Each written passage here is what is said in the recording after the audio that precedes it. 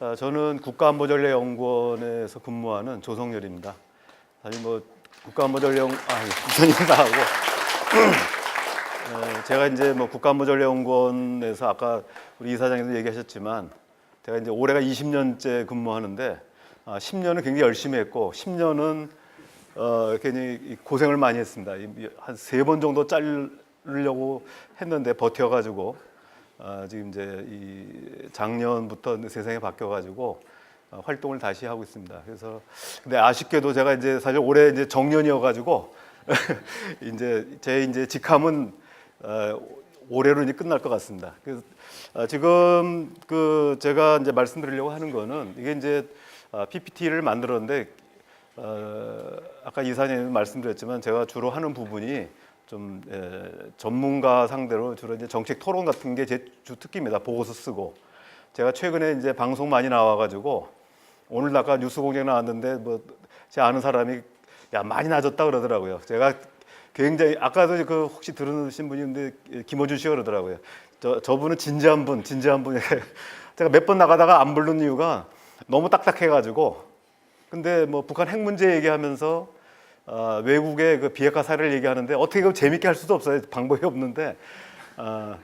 근데 이제 거기 나가서 막 농담도 하고 막 이렇게 웃기고 막 이래야 되는데 저는 뭐 이란 핵 사례가 어떻고 뭐 파키스탄이 어떻고 뭐 이런 얘기하니까 전혀 재미가 없는 거예요. 그래가지고 한 3번인가 부르더니 그 다음에 안 부르더라고요. 안 부르다가 최근에 이제 프랑스 뭐 대통령 방문하고 뭐 이런 부분 하는데 제가 왜 어저께 갑자기 왜 불렀나 보니까 최근 상황까지 계속 추적한 사람이 별로 많지가 않아요. 전문가들이.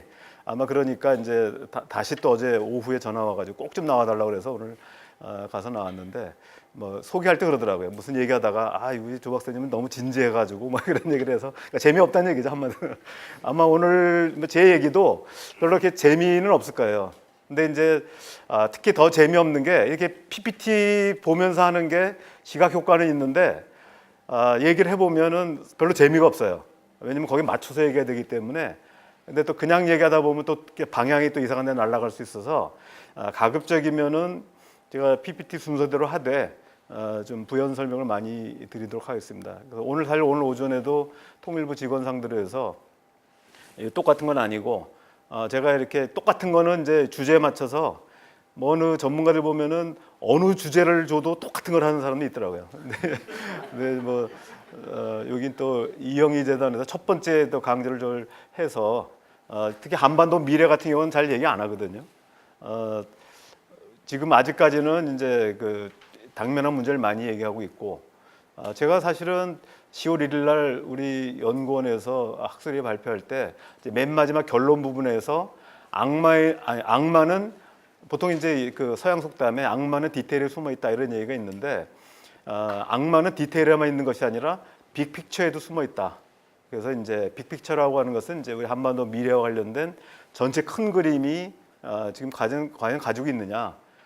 그 부분 없이 우리가 현재 당면한 비핵화 문제, 평화 문제만 하다가 보면 우리가 갑자기 어디 서 있는지 모를 수가 있다는 것이죠. 그래서 빅픽처에 있다라고 했는데 어느 한 기자가 굉장히 그 말이 꽂혔는지 그걸 크게 제목으로 뽑았다고 그러더라고요. 나중에 신문 보니까. 그래서 제가 오늘은 이제 원래 저한테 주어진 건 4.27하고 6.12였는데 그 사이에 이제 그 9.19가 나와가지고 붙여놨습니다. 그다음에 원래 공동선언이었는데 제가 남북 간에 했던 공동선언하고 또 북미 공동성명 이 부분을 가지고 말씀드리고자 합니다. 자, 우선 이제 트럼프 대통령이 지금 모습을 보이는데 이 금년 9월 20일 날 트럼프 대통령이 여기 두 번째 말이죠. 과거의 분쟁을 뒤로하고 과감한 평화를 위한 도약의 한 걸음을 디뎌 나가고 있다. 그래서 굉장히 6월 25일 날 유엔 총회연설에서 북미 관계에 대한 긍정적인 평가를 했습니다. 근데 바로 1년 전에 9월 20일이죠. 로켓맨 김정은이 자살 임무를 수행하고 있다. 완전히 파괴할 것이다. 이런 얘기를 했습니다. 이게 로켓맨 김정은이 자살 임무를 수행하고 있다. 이게 무슨 얘기겠어요? 이게 우리식으로 그냥 그 의역을 하면 김정은이 죽으려고 환장했다는 거죠. 그래서 파괴해버리겠다고 하는 건데 이때만 해도 굉장히 상황이 악화돼 있었고 요 며칠 뒤에 22일인가요? 김정은이 이제 또 개인 성명을 발표해가지고 늑다리 미치광이라는 표현을 썼던 부분입니다. 그리고 또 바로 또 9월 25일인가요? 그 리용호 외무상이 기자들하고 얘기하면서 미국에 대한 강력한 응징을 하겠다고 태평양상에 수소폭탄 시험할 수도 있다. 이렇게 이제 협박을 하던 그게 이제 1년 만에 완전 상황이 바뀌었습니다. 여기 보시면은 이 수소폭탄 실험은 물론 이제 비공개를 했기 때문에 제가 보여드릴 수는 없고, 이 김정은 위원장이 수소폭탄의 실질적인 그 모형을 가지고 축소형이 아닙니다. 사실은 모형이라기보다는 실제 수소폭탄이죠. 그러니까 장고 모양으로 생겼고, 요게 이제 고폭 그 화약을 장착하는 형태입니다. 그래서 이 형태인데 뭐 저도 뭐 수소폭탄을 본 적이 없기 때문에 이 그림을 가지고 물어봤는데 실제로 수소폭탄이 이렇게 생겼답니다. 그리고 이 부분은 이제 그 북한이 작년에 공개한 부분인데 실제 쏘기는 이제 작년 11월 29일 날 미 본토까지 도달할 수 있는 사거리 11,000에서 12,000km까지 가는 화성 15형입니다. 화성 15형 특징은 바퀴가 9개, 18개로 되어 있죠. 화성 14형이라고 해서 이보다 하나 작은 게 있는데 그게 이제 작년 7월 4일과 7월 28일 날 발사한 겁니다. 물론 다 고각 발사를 했기 때문에 미국까지 날아간 건 아닙니다만은 그 부분이 이제 약 5,500에서 6,000km 정도. 그래서 작년 7월 4일과 7월 28일 두 번 쐈는데 그건 화성 14형이라고 부릅니다. 그리고 화성 14형은 바퀴가 8개죠. 8개, 16개짜리입니다. 근데 이게 이제 실제로 9개, 18개 이상은 만들 수가 없다고 그래요. 만들 수 없는 건 물리적으로 못 만드는 게 아니라 이동을 해야 되는데 이 꺾어지지가 않죠. 그래서 실제로 이제 이걸 이동 발사대 TEL이라고 합니다. TEL 이 이름을 자동차처럼 생긴 거죠. 트럭이죠. 그래서 작년에 보면은 북한이 2016년에도 북한은 이제 탄도미사일 발사 시험을 했습니다. 근데 6발을 쐈는데 5발은 다 실패했고 한 발은 뭐 성공했다고 하기도 어려울 정도로 원래 고각 발사를 했기 때문에 어쨌든 날라는 갔는데 이른바 이제 무수단 로켓이라고 하는 것이죠. 그래서 3,500km 정도 날아가는 건데 무수단 엔진을 북한은 실험하지 않고 이미 배치했었습니다. 실전에 배치했어. 그런데 계속 실패하자 작년 3월달에 김정은 위원장이 이제 입하해서 대규모 엔진 시험을 했습니다. 그 엔진 시험했는데 매우 성공적이었다고 하죠. 그래서 그 엔진이 이제 이른바 백두산 엔진입니다. 이 백두산 엔진인데 이 백두산 엔진은 그 러시아의 최신형 그 대륙간 탄도미사일 엔진과 같다 이렇게 보고 있습니다. 그래서 워낙 엔진 성능이 좋아가지고 처음에 화성 14형 작년 7월 4일과 28일 날 발사한 화성 14형의 경우는 이게 그 하나 원래 쌍발 엔진인데 하나만 가지고 엔진 시험한 겁니다. 그게 한 5,500km 날아가는 거죠. 그리고 두 개를 다 장착해서 하니까 작년 11월 29일 워싱턴까지 날아가는 11,000에서 12,000km까지 날아가는 화성 15형이 된 것이죠. 그런데 미국이 화성 14형을 쐈을 때 미 국방정보국이 분석을 했습니다. 분석을 했는데 마침 그날 이제 미국 시간으로 7월 28일 날 오전에 발표된 게 요약돼서 이제 그 언론에도 보도됐습니다. 북한이 7월 4일 날 발사한 화성 14형이 정상 각도로 쏠 경우 5,500에서 6,000km라고 하는 그 분석 결과를 발표하는데 5,500에서 6,000km면 미국의 알래스카나 하와이에 도달할 수 있는 거리죠.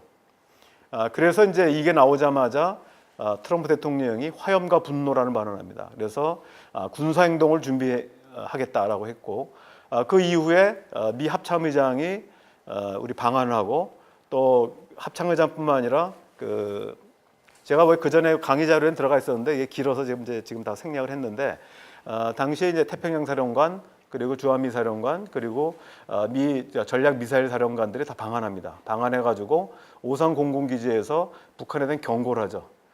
만약에 북한이 도발할 경우는 가만두지 않겠다라고 했는데 바로 그때 북한이 이제 아시다시피 미국의 서태평양 전진기지가 있는 데가 괌도입니다. 괌에 앤더슨 공군기지가 있는데, 그러니까 미국이 주일미군이나 주한미군 또는 이제 그 동아시아에 개입하기 전에는 일단 모든 전력들을 일단 괌으로 모으는 거죠. 거기서 다시 이제 발진하는 것이죠. 그러다 보니까 거기가 굉장히 중요한 거점인데 북한이 김낙겸 그 전략군 사령관이 뭐라고 발표합니까? 그 지역에다가 그러니까 괌 주변 네 군데다가 탄도미사일을 쏘겠다고 협박을 합니다. 그러니까 이제 조금 아까 순서가 바뀌었는데 트럼프 대통령이 화형과 분노 얘기하고 미 던포드 합참의장이 방한한 이후에 그러면서 이제 던포드가 방한하면서 북한의 도발을 가만히 있지 않겠다, 좌시하지 않겠다고 하니까 북한 김낙겸이 이제 김정은 위원장한테 보고를 합니다. 괌 주변에다 쏘겠다. 그걸 보고 다시 이제 아까 말씀드렸던 태평양 사령관이라든지 미 전략 미사일 사령관들이 방한하는 것이죠. 그래서 일촉즉발의 위기였는데 바로 8월 14일 김낙겸이 다시 김정은한테 보고하고 준비 끝났다고 보고를 합니다. 다시 말해 괌에다가 발사 준비도 끝났다고 하니까 김정은이 뭐 미국의 태도를 보아가면서 하자 그러고 일단 연기 지시를 합니다. 그래서 일단 위기가 넘어가는 듯 했는데 어쨌든 8월 15일 날 바로 문재인 대통령이 8.15 경축사를 통해서 대한민국의 동의 없이는 그 누구도 군사행동을 할 수 없다라고 해서 매우 강력한 이제 발언을 하게 되는데 뭐 일반적으로 해석하는 것은 미국에 대한 경고다 이렇게 해석을 하고 그게 또 맞는 거죠. 내용상으로 보면 당시에 이제 미국이 북한에 대한 군사행동을 얘기를 했기 때문에 그런 경고가 나왔습니다. 그러고 있다가 9월 3일 날 북한이 수소폭탄 실험했죠. 아까 이제 수소폭탄 이거는 모형이지만 실제 수소폭탄 실험을 했고요. 실제 폭발력은 보통 1,200킬로톤 이상이 될 때 수소폭탄이라고 얘기하는데 해석에 따라 다른데 지금 이제 그 일본 방위성은 한 120킬로톤 정도로 보고 미 국방부 같은 경우는 160킬로톤 정도로 봐서 확실하게 수소폭탄이라고 하는 것은 이제 확인이 됐습니다. 그리고 이제 11월 29일 날 아까 말씀드렸듯이 북한이 화성 15형 대륙간 탄도미사일을 시험 발사했는데 이거 성공하자마자 북한은 이제 새벽에 쏘고 정오에 우리는 이제 국가 핵무력을 완성했다라고 선언합니다. 그 이후에 이제 북한의 이른바 수소폭탄 실험이 성공하고 대륙간 탄도미사일이 성공하면서 국가 핵무력이 완성되는 그래서 북한으로서는 일단 자신들의 1차적인 목표가 달성됐다 이렇게 볼 수 있습니다. 여기에 대응해서 박근혜 정부 때 사드 배치가 결정됐지만 문재인 탄핵 기간 중에 계속해서 이제 사드가 한반도에 들어왔고 결국 문재인 정부 들어와서도 강행을 해서 사드 배치가 뭐 완전히 지금 이제 가동되고 있지는 않지만 사드가 배치됐고 또 김정은 위원장이 작년 9월달에 트럼프 대통령에 대해서 늑다리 미치광이라는 표현을 썼을 때 그리고 이제 이 군사적인 그 대응을 하겠다고 발표한 직후에 바로 그날 밤 늦게 이 미국 B-1B 랜서 폭격기인데 이건 핵폭탄을 장착할 수 있는 비행기입니다. 그래서 이 비행기가 원래는 이제 그 아까 말씀드린 우리 대통령이 대한민국의 동의 없이는 못 간다고 하니까 주한미군의 경우는 공군이 우리 마음대로 그러니까 우리 정부의 동의 없이 갈 수 없거든요. 그러니까 태평양 사령부에서 직접 그러니까 괌에 있는 비행기가 출격을 해가지고 또 그 주일 미군 공군기 4명, 그러니까 F-15가 그 호위하면서 B-1B 폭격기 2대가 오는데 이게 이제 새벽에 그 원산까지 갔다 그러죠.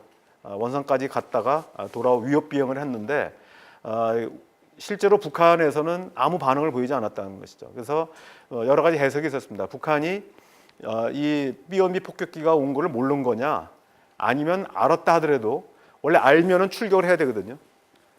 스크럼블링이라고 그래가지고 원래 같이 이렇게 이제 요격은 안 하더라도 비행기가 뜨면 영공에 들어오지 말라고 경고 비행을 하는 건데 과거에 보면은 리비아의 경우 리비아하고 미국하고 사이가 뭐 굉장히 악화됐을 때 카다피가 리비아 근해에서 미군 공군기가 훈련했습니다. 그러니까 이제 리비아 폭격기가 어떻게 되겠어요? 전투기가 자기 영공에 들어오지 말라고 이제 위협 비행을 해서 스크럼블링해서 떴는데 바로 미국이 격추시켜 버렸습니다. 그럼 어떻게 하겠습니까? 리비아가 방법이 없죠. 뭐 당한 상태로 거기다가 대응할 수 있겠습니까? 대응하다가 다 초토화가 되는데. 그러니까 지금 그래서 이제 우리 해석이긴 합니다만은 뭐 김정은 위원장이 잘 알겠죠. 실제로 B-1B 폭격기가 원산까지 다 갔는데 북한이 아예 레이더도 안 켰다는 거예요. 그러니까 아마도 북한이 알고는 있었는데 알고 대응 안 했다고 하면은 사실은 굉장히 그 위신의 문제가 있거든요. 그렇기 때문에 아마도 어차피 대응할 수가 없었기 때문에 그대로 무시하고 마치 그 탐지 못한 것처럼, 왜냐면 이제 조준하면 알거든요. 이 B-52 폭격기에서 북한의 레이더가 자기를 겨냥하고 있다는 걸 알 수 있단 말이에요. 탐지하고 있다는 것을. 근데 일체 반응이 없었다는 겁니다. 그래서 어쨌든 그런 어떤 위기의 상황을 거쳐서 상황이 이제 급반전하죠. 그래서 이제 지금 주제가 한반도 미래이기 때문에 지금 과거 얘기를 했는데 이제 그 다음부터는 이제 빨리빨리 넘어가겠습니다. 이 부분이 잠깐만요. 이게 바로 넘어갔네. 자, 이거는 이제 그 제가 간략하게 뭐 이론적인 부분이어서 설명드리긴 뭐하지만 그래도 이걸 좀 도움이 될 것 같아서 좀 말씀드리겠습니다. 이제 우리가 경제 안보 교환, 안보 안보 교환 이런 이제 논리들이 있는데 여기 이제 최근에는 CVID, CVIG에서 언론에 많이 보셨을 겁니다. 그래서 이거 CVI 요새는 FFVI, 그래서 이것도 FFVG 뭐 이렇게 이제 용어가 좀 바뀔 수 있는데 어쨌든 이 개념들도 뭐 제가 이제 그 언론에 쓰면서 중요한 부분인데 이게 왜 무슨 얘기냐면 우리가 이제 많은 사람들이 북한에 대한 경제적인 원조를 많이 해주면 북한이 핵을 포기하지 않겠냐라고 하는데 그렇지 않다는 거죠. 그러니까 북한 어느 나라든 간에 자기 목숨을 바꾸면서 아무리 경제적으로 지원해 준다고 해서 자기 목숨과 또 국가 주권을 바꾸는 나라는 없다는 겁니다. 뭐 개인적인 뭐 일탈도 있을 수 있겠지만 그래서 이게 이제 그 노무현 정부 때 당시 했던 부분이 선불제 방식이라고 했는데 노무현 정부에서는 이제 북한과의 경제 교류 협력을 하면서 이걸 통해서 북한을 점차적으로 핵을 포기하도록 만들려고 했습니다. 그래서 우리가 이제 보통 3단계로 얘기하는데 첫째는 핵시설의 가동 중단, 정확하게는 가동 중단과 봉인, 두 번째는 불능화, 세 번째가 폐기입니다. 3단계로 이루어지는데 실제로 노무현 정부에서 가동 중단과 봉인은 이루어졌고요. 2.13 합의로 해서 됐죠. 두 번째는 불능화인데 불능화는 이제 그 13조치회의에서 진행이 됐습니다. 그러나 13조치회의에서 불능화 진행됐지만 여기에 이제 일본이 불능화의 조건으로 얘기했던 것이 당시에 중유 100만 톤이었습니다. 그래서 한국이나 미국, 중국, 러시아가 좀 늦었습니다만 러시아도 20만 톤을 다 제공했는데 일본이 갑자기 이제 납치 문제를 거론하면서 중유 20만 톤 제공을 거부했습니다. 그러니까 당연히 북한도 그러면 우리도 불능화를 할 수 없다 그래가지고 불능화를 80% 정도 선에서 스톱을 했죠. 그러다가 이제 이명박 정부로 바뀌면서 사실상 이제 육자회담이 끝난 겁니다. 그래서 근데 만약에 정상적으로 됐다면 불능화가 완료되고 그 다음 단계가 바로 폐기 단계죠. 근데 뭐 폐기는커녕 이 불능화의 한 80%가 갔다가 스톱을 했습니다. 정확하게 말씀드린다면 11개 장치와 부품에 대해서 불능화하기로 했는데 8개까지 했습니다. 그러면 한 78% 정도죠. 78%까지 가다가 말았는데 그래서 일본이 그 당시에도 납치 문제를 꺼내는 바람에 사실상 협상이 안 됐습니다. 근데 어쨌든 당시에는 북한에 대한 경제적 지원, 중유가 됐든 또 여러 남북 경협이 됐든 북한에 대한 경제 인센티브를 제공해서 핵 문제를 해결하려고 했습니다. 당시에 이제 그 정동영 장관 같은 경우는 뭐 개성공단이 곧 평화다, 경제가 평화다. 그래서 이제 평화 경제론이라는 것들이 나왔는데 사실은 뭐냐면 그 얘기는 기본적으로 경제적 지원을 통해서 핵 문제 해결하려고 하는 발상입니다. 근데 북한이 막판에 불능화 한 80% 가다가 스톱을 해버리는 바람에 어떤 문제가 생기냐면 북한에 대해서 지원했는데 결과는 비핵화가 중단된 거죠. 그래서 이제 이명박 정부나 그 후에 보수 정부에서는 대북 퍼주기론으로 공격을 합니다. 대북 퍼주기 했는데 결국 돌아온 건 없다. 북한에 대한 퍼주기 결과는 핵무기다. 뭐 이런 식의 이제 비난들이 있었던 거죠. 그래서 이명박 정부 들어오면서 내걸었던 게 뭡니까? 비핵 개방 3천이죠. 비핵 개방 3천, 우린 다르다. 그래서 북한이 비핵화를 약속하고 개방을 약속하면 10년 내에 북한의 1인당 GDP를 3,000달러로 만들어주겠다는 거죠. 그래서 당시에 이제 여러 구상을 보면 약 400억 달러 정도를 뭐 우리 정부의 지원, 그 다음에 일본의 그 전후 식민지 보상금, 그 다음에 국제금융기구의 차관 이런 부분을 합해서 400억 달러를 우리가 주도적으로 조성해서 북한을 3,000달러를 만들어주겠다라고 하는 게 이명박 정부의 비핵개방 3천입니다. 근데 북한이 바보입니까? 그러니까 한 푼도 안 주고 네가 핵을 포기하고 개방을 하면 3,000달러 만들어준다고 하니까 북한의 결과도 있었습니다. 한 발짝도 안 나가는 거죠. 그래서 그 이후부터 이명박 정부에 들어와서는 한 발짝도 못 나갔습니다. 남북 관계가 그 이후에 박광자 씨 사건 나오고 그러면서 남북 관계가 어려워지고 개성공단을 일시 폐쇄했다가 통행 금지를 시켰다가 다시 이제 열리긴 하죠.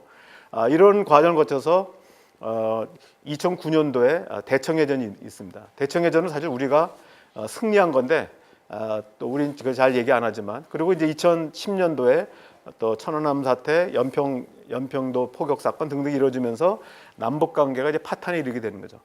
그러다 보니까 거꾸로 노무현 정부 때는 대북 퍼주기론이라고 한다면 안 죽이죠. 아무것도 안 주니까 북한이 한 발짝도 움직이지 않습니다. 그리고 아무런 조건도 없이 북한보로 먼저 핵을 포기하라고 하는 것이었기 때문에 그렇기 때문에 우리가 보통 볼 때 노무현 정부의 대북 정책 그리고 이명박 정부의 대북 정책은 전혀 극단의 정책으로 보이죠. 그러나 본질에 있어서는 같다. 제가 이 얘기를 해가지고 당시에 노무현 정부에 일했던 사람한테 한때 공격을 받았는데, 야, 너 이명박 정부가 되더니 너 변질했다는 소리를 잠깐 들었습니다. 왜냐하면 이 얘기를 했다가 그때가 2010년도인데 제가 그때 요 얘기를 하고 똑같은 얘기를 했었거든요, 당시. 이 얘기는 뭐냐면 저는 이제 요지는 경제 가지고 안보 문제 해결할 수 없다는 겁니다. 안보 문제는 안보 문제를 해결해야 된다는 게 이제 제 주장입니다. 그런데 노무현 정부 때 다 그런 건 아닙니다만은 노무현 정부의 당시에 주도적이 했던 사람들이 일단 선불제, 먼저 북한을 지원하면 결국 북한이 선의를 가지고 핵을 포기할 것이다라고 했는데 안 됐죠. 반면에 이명박 정부는 네가 포기하면 나중에 주겠다고 했는데 북한은 아예 한 발도 안 나갔습니다. 그러니까 차라리 선불제는 그래서 먹는 맛에 한 70, 80% 쫓아왔다가 스톱을 했다고 한다면 이 후불제 방식에서 아예 한 발도 움직이지 않았죠. 그러니까 결국은 그게 이제 비핵 개방 3천이 결과적으로 정책적으로 완전히 실패했던 것이죠. 그래서 이제 그 당시에도 제가 2010년 10월 달에 평화재단 심포지움에서 제가 이제 이 부분을 설명을 했던 겁니다. 그래서 안보 교환이 필요하다. 근데 이 부분이 굉장히 이제 그 당시에도 모험이었습니다. 왜냐하면 이게 아무것도 아닌 것 같지만 당시 북한, 지금도 마찬가지입니다만 북한은 한반도 근본 문제는 군사 문제다라고 계속 얘기했었거든요. 그러니까 결국은 북한이 자신에 대한 안보 문제를 해결해 주지 않으면 어떤 것도 안 된다. 우리는 뭡니까? 기능주의 접근이라고 그래가지고 단 교류협력을 강화하고 경제협력을 하고 그래서 나중에 하면 어느 정도 신뢰가 쌓이면 그때 가서 군사 문제를 하자라고 하는 게 기본 입장이었던 거죠. 근데 북한은 결국 한반도에 그 문제를 낳은 근본 원인은 군사적 대결 구도다. 그래서 군사적 대결 구도부터 풀지 않으면 안 된다고 하는 건데 이게 이제 그런 주장이 계속 있는 상태에서 이 안보 교환을 제가 사실은 이런 용어를 만들게 된 이유도 그렇습니다. 원래대로 하면은 이제 결국 북한의 주장과 우리의 주장, 군사적인 문제부터 해결해야 된다는 얘기를 하게 되면 바로 북한 주장에 동조한다는 얘기를 듣게 되기 때문에 제가 고심고심하다가 사실 만든 용어입니다. 그래서 안보 교환이라는 말을 써가지고 결국 북한의 합리적 안보 우려를 해소하기 위해서는 우리가 역시 안보적인 그 인센티브를 제공해야 된다는 얘기입니다. 그리고 나중에 제가 이제 2014년도에 학술적으로 좀 더 선정해가지고 이게 연성균형 방식과 경성균형, 영어로 하면 이게 소프트 밸런싱, 하드 밸런싱인데 선불제, 후불제는 제가 만든 말이고요. 이것도 물론 제가 다 만든 말입니다. 근데 염성균형이나 경성균형은 국제정책에서 나오는 얘기입니다. 그러니까 이건 제가 만든 말이 아니고요. 이거는 무슨 얘기냐면 북한의 핵을 포기시키는데 상응하는, 예를 들면 그 미국과 소련이 냉전 시대에 핵 군축 협상을 하지 않습니까? 이른바 핵 군축 협상 같은 게 대표적인 그 경성균형입니다. 한쪽이 군사력을 내려놓으면 이쪽도 내려놓는 거죠. 그래서 똑같이 이제 일정 비율로 내려놓는 게 이제 경성균형인데, 연성균형은 뭐냐면 사실은 냉전 시대에는 존재하지 않았던 방식입니다. 탈냉전 시대에 들어와서 미국의 유일패권 체제가 등장하게 되니까 어느 나라도 미국한테 맞설 수 있는 나라가 없는 겁니다. 소련이 붕괴한 이후에. 그러니까 그 다음에 이제 어쩔 수 없이 나온 게 뭐냐면 미국이 북한에 대해서 체제 안전을 법적 제도적으로 보장해 준다는 약속만 가지고 북한이 또는 어느 나라든 간에 핵무기를 내려놔야 되는 거죠. 굉장히 불합리한 상황인 건 틀림없지만 그러나 현실적으로 미국의 유일패권 체제 하에서 이걸 대항할 수 있는 방법이 없는 겁니다. 그러니까 미국의 선의만 믿고 핵을 포기하는 건데 실제 이제 그 10월 3일 날 이게 이제 그 혹시 잘 기억하시는지 모르겠는데 2차 정상회담 당시에 김정일 국방위원장이 노무현 대통령이 회담하면서 그때 김계관 부상을 부릅니다. 육제회담 수석 대표. 그래서 보고해보라고 합니다. 그러니까 김계관이 보고하면서 이게 이제 이런 식의, 다시 말하면 북한은 핵을 포기해야 되는데 미국은 북미 관계에 수립하고 한반도 평화 체제만 약속한다는 거죠. 어떠한 다른 군사적 조치도 취해주지 않는데 어떻게 되냐? 그러니까 이거 봐라. 그러면서 노무현 대통령한테 이렇게 지금 우리 이제 자기의 이 관료들이 이렇게 반발하는데 내가 하라고 그랬다.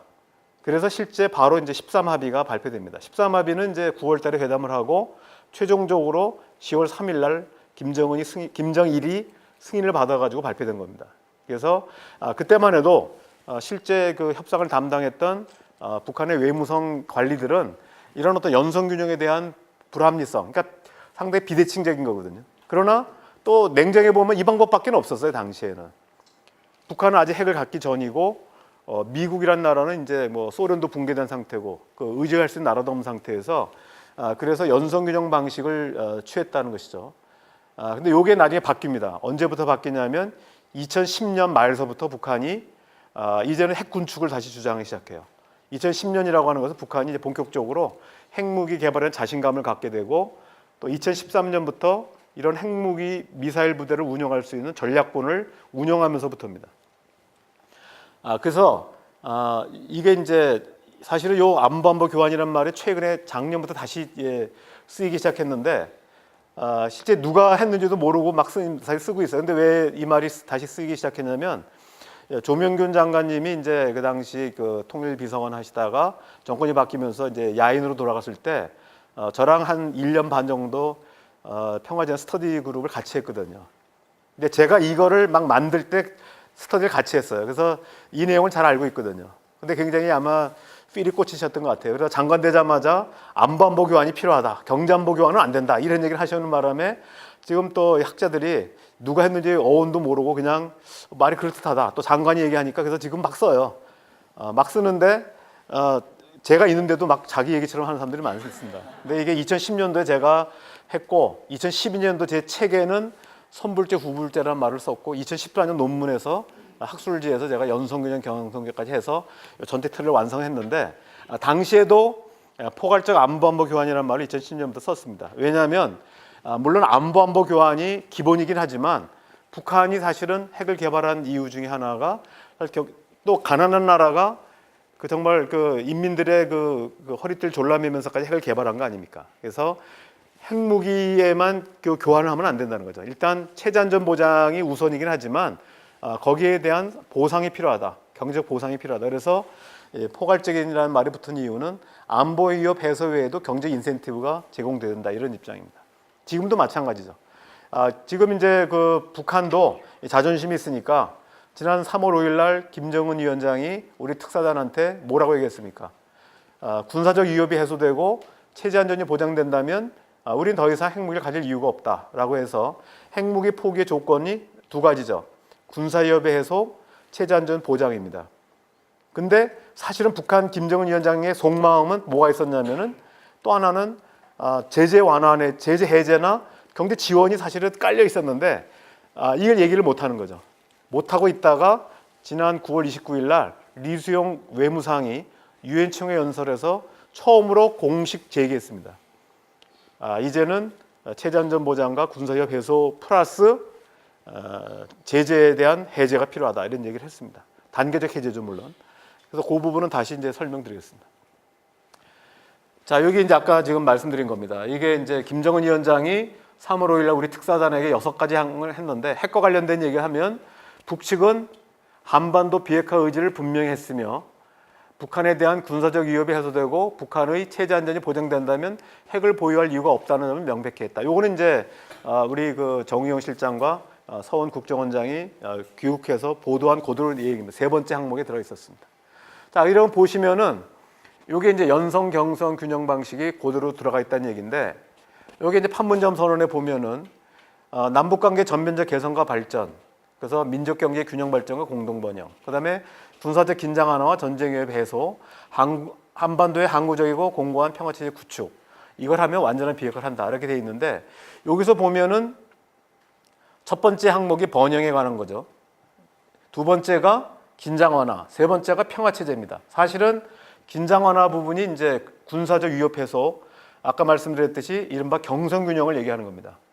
물론 우리 남북 간의 차원에서 얘기한 겁니다. 미국과의 관계에서 때는 핵 위협이 되겠지만 남북 간에서는 이제 군사적 긴장 완화가 되고 두 번째는 평화 체제. 그리고 사실은 이제 여기에 숨어 있긴 하지만 사실은 이제 경제적인 해제나 이런 부분이 들어가 있는 거죠. 그리고 이 대가로 북한이 제공하는 것은 비핵화입니다. 그래서 실제로 세트를 보면 완전히 그렇게 다 들어가 있는 거죠. 그 다음에 싱가포르 공동선언을 보면은 첫 번째가 새로운 북미 관계의 수립, 두 번째는 항구적이고 공고한 한반도 평화체제 구축, 세 번째는 판문점 선언을 이행하고 판문점 선언을 재확인하고 한반도의 완전한 비핵화를 달성한다. 원래 네 개도 있습니다. 네 번째에도 있는데 그거는 이제 미군의 유해 발굴 뭐 이런 건데 보통 이제 이런 합의를 하게 되면 그 원칙적인 표명 플러스 맨 마지막에는 당장 해야 될 일을 하나 붙여 놓습니다. 예를 들면 평양 공동선언에서도 마지막에 뭐가 있습니까? 빠른 시일 내에 김정은 위원장의 서울 답방을 뭐 추진하기로 한다. 뭐 이런 게 들어가 있는 거죠. 그래서 이렇게 들어가 있고요. 여기도 빠졌지만 사실은 이때도 뭐가 있습니까? 뭐 남북 뭐 철도를 뭐 기공식을 갖는다. 뭐 이런 몇 개가 들어가 있습니다. 그래서 당장 해야 될 일이 다 조금씩 다 들어가 있는데 이 부분도 보면은 일단은 이제 여기 안보, 수교, 요게 이제 새로운 북미 관계 수립이 바로 수교죠. 그다음 평화 체제. 이거는 이제 일종의 뭡니까? 연성 균형 방식이죠. 그것과 비핵화를 교환한 겁니다. 그러니까 아직까지 미국하고는 경성 균형을 얘기하지 않았습니다. 그리고 여기 판문점 선언을 재확인하고 이 부분에 뭐가 숨겨져 있냐면 바로 판문점 선언 1조에 아까 말씀드렸듯이 공동 번영이 들어 있죠. 2조가 경성 균형, 3조가 연성 균형이니까 사실은 요 판문점 선언을 이행한다는 쪽에 재확인한다는 쪽에 사실은 이런 경제적인 번영, 포괄적인 합의가 숨겨져 있는 부분입니다. 자, 그 다음에 이제 얼마 전에 있었던 평양 남북 공동선언입니다. 여기 이제 6개 항으로 다 돼 있는데 군사적 적대 관계의 종식, 민족 경제 균형적 발전, 이산가족 문제의 근본적 해결, 다양한 분야의 협력과 교류. 사실 2, 3, 4는 이제 지난번에 하나 묶였던 거를 이제 나눈 것이고요. 다섯 번째는 한반도 비핵화의 실질적 진전. 그 다음에 여섯 번째는 이제 김정은 위원장의 조기 서울 방문. 그래서 나중에 정의용 실장이 얘기한 것은 여기서 말한 조기는 연내를 의미한다라고 얘기했고, 문 대통령이 얘기하셨나 보네. 그 다음에 당시에 이제 그 비공식 자리에서는 이 연내의 의미는 12월 초를 의미한다. 이렇게까지 이제 부연 설명을 했습니다. 그래서 군사적 적대 관계 종식은 바로 이제 그날 지금 이제 경질됐습니다만 그 송영무 국방장관과 노광철 북한의 인민무력부장이 이제 정확한 이름은 판문점 선언 이행을 위한 군사 분야 남북 합의서를 채택을 했습니다. 이거 이제 다음 바로 여기 들어 있으니까 이제 좀 이따 설명드리고요. 아이고 너무 지나갔네. 자, 그럼 다시 돌아오면 결국 이제 핵 문제입니다. 핵 문제를 보면은 한반도 비핵화 합의를 3개항으로 되어 있습니다. 이 항에 보면 첫 번째는 우선적으로 유관국 전문가의 참관 아래 동창리 엔진 시험장 미사일 발사 영구적 폐기. 그다음에 6.12 공동 정신에 따라 미국의 상호 조치가 있으면 영변 핵시설의 영구적 폐기와 추가적 조치를 계속한다. 세 번째는 남북이 공동으로, 이건 북한이 취할 조치고 한반도의 완전한 비핵화의 추진 과정에서 긴밀히 협력한다. 이렇게 되어 있습니다. 그래서 세 번째도 굉장히 의미가 있는 겁니다. 다시 말하면 이 첫 번째, 두 번째, 세 번째는 뭐냐면 이게 이제 북한은 처음에는 핵 문제를 우리랑 얘기 안 한다고 했다가 첫 번째, 두 번째에 대해서는 이제 우리랑 얘기한 거고 세 번째는 뭐냐면 특히 북한의 경우는 우리가 비핵 국가이기 때문에 핵무기 문제에서는 우리와 대화할 수 없다는 게 원칙적인 입장입니다. 그거는 사실 뭐 우리만 그런 것이 아니라 핵보유국들의 일반적인 원칙은 비핵 국가와는 핵무기와 관련된 부분은 협의하지 않는다는 건데 일단 어쨌든 전반적인 협력을 계속 하겠다 약속을 한 것이죠. 그 다음에 제가 여기 파란색에다가 밑줄 그은 이유는 유관국의 전문가 참관이라고 돼 있는데 이 부분에 대해서 미국에서는 이거를 사찰을 수용했다 이렇게 지금 해석하고 있습니다. 인스펙션이라는 용어로 지금 번역을 하고 있어요. 그래서 참관의 의미하고 사찰의 의미가 이게 이제 어떤 의미를 썼느냐 하는 부분이 있는데 사실은 과거 2000년대 초중반에 있었던 육자회담 당시에도 당시에 이제 미국은 사찰팀이라고 불렀고 미국은 북한은 IAEA 검증단이라는 말을 썼습니다. 그래서 이게 용어들이 조금 달라요. 그래서 이거는 어쨌든 이제 내용적으로는 그래서 이제 지난번에 폼페이오 국무장관이 비건 대북정책 특별대표를 스위스로 보내겠다. 그래서 북측 실무자와 협의할 것이다라고 했는데 북한은 아무 대답을 안 했습니다. 왜냐하면 그 의미는 기본적으로 유관국 전문가들이라고 했을 때 기본적으로 IAEA 본부가 스위스에 있거든요. 그래서 거기서 논의를 하겠다고 하는 건데 여기 이 부분에 대해서 북한이 사실상 동의를 안 한 거죠. 그러니까 가지를 않았던 겁니다. 그래서 이 부분들이 있고 그 다음에 두 번째 이게 정확한 워딩은 어떻게 되냐면 미국의 상호 조치를 물론 전제하고 있지만 영변 핵시설의 영구적 폐기와 같은 추가적 조치를 계속한다 이렇게 되어 있습니다. 폐기와 같은으로 되어 있는데 이걸 제가 이제 사실 지난주 금요일 날 제가 국가안보실의 이제 자문위원이기 때문에 그때 회의를 했습니다. 그래서 정우영 실장이 이례적으로 한 5분 정도 쭉 설명을 했는데 제가 이제 질문을 하라고 해서 제가 질문해서 원래 용어는 핵시설의 영구적 폐기와 같은 추가적 조치인데 도대체 국어법에 안 맞는다. 뭐뭐와 같은이라고 하는 게 등으로 해석할 수 있는 것이냐 아니면 이 영구 핵시설 폐기를 그 자체만 의미하는 거냐 했더니 당연히 영변 핵시설의 영구적 폐기와 플러스 알파를 얘기하는 것이다 이렇게 얘기를 합니다. 그래서 등이란 얘기죠. 뭐와 같은. 그래서 제가 의미를 조금 이제 분명하게 썼는데 이게 무슨 얘기냐면 만약에 영변 핵시설만 얘기한다면은 지금 북한이 가지고 있는 핵시설이 지금 주로 플루토늄을 생산하는 시설은 당연히 영변에만 있습니다. 근데 지금 이제 고농축 우라늄을 생산하는 원심 분리기는 북한이 이제 처음에 2차 북핵 위기 때 미국 측에서 어떻게 찾아냈냐면 한 8,400개 정도의 원심 분리기를 북한이 그러니까 독일제 원심 분리기에 그게 뭐냐면 고강도 알루미늄이거든요. 고강도 알루미늄을 러시아를 통해서 들여왔다. 그래서 이거를 이제 신고하라고 얘기했는데 북한이 거부한 거죠. 그래서 이른바 강석주하고 당시 켈리 동아태 차관보랑 이제 언쟁이 붙으면서 이게 2차 북핵위기가 터진 겁니다. 그래서 당시 이제 미국은 당시 중유 매년 50만 주기로 해서 제공하고 있었는데 제공을 거부하고 북한은 그렇게 되면 IAEA 감독관에서 쫓아내겠다 해서 쫓아냅니다. 그래서 이게 이제 2차 북핵위기가 터진 건데 어쨌든 이제 8,400개 정도로 추정하고 있는 거죠. 미국은. 근데 보통 이제 2,000개 정도, 2,000여 개 정도 되면은 이게 원심 분리기를 1년 동안 가동을 하면은 한 세트입니다. 2,000개 정도가 한 세트인데 그렇게 되면 1년 되면은 원자폭탄 하나 정도가 나옵니다. 하나 정도가 나오는 고농축 우라늄이 나오는 거죠. 그런데 처음에 2010년도에 북한이 이제 지그프리드 해커 박사라고 예일대 스탠포드대 이제 지금 은퇴해서 그냥 박사로 있는데 그분을 초청을 합니다. 그래서 공개를 해요. 영변에 있는 그러니까 고농축 우라늄 시설을 공개하는데 이 사람은 뭐 잘 아니까 딱 보고 아는 거죠. 한 2,000여 개가 되는 거고 그리고 이제 구형이 아닌 신형 원심 분리기라는 걸 알고 있었습니다. 그리고 북한이 이제 그걸 가동해서 추출한 고농축 우라늄을 보여줍니다. 이 갈색병에 담은 걸 보여줬는데 이 사람은 딱 보고 이게 진품이란 걸 이제 확인한 거죠. 그래서 그 이후에 와서 이제 보고서를 쓴 게 있습니다.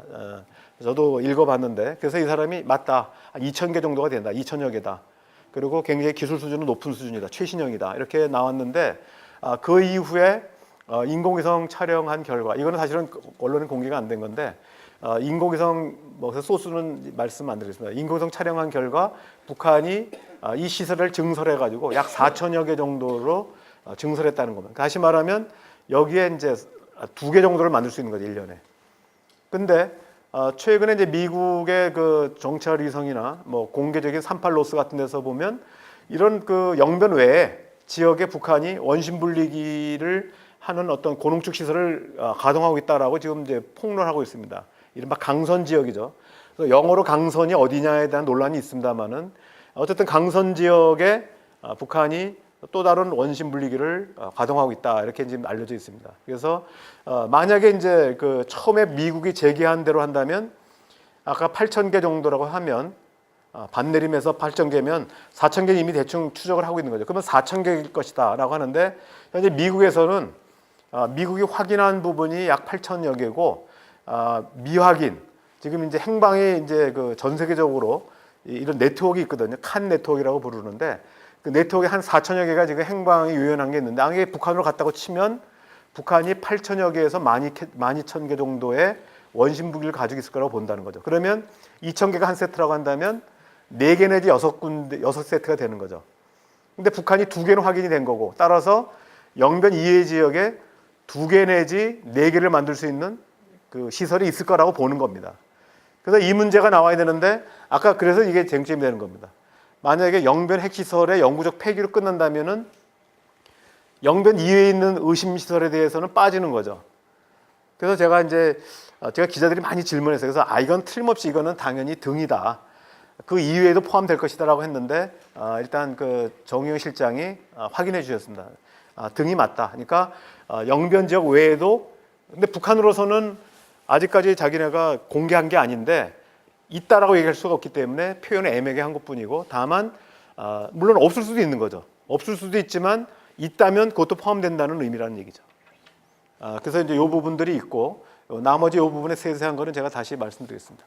자, 그 다음에 아까 이제 군사합의서와 관련된 부분입니다. 이 군사합의서인데 최근에 굉장히 논란이 많이 됩니다.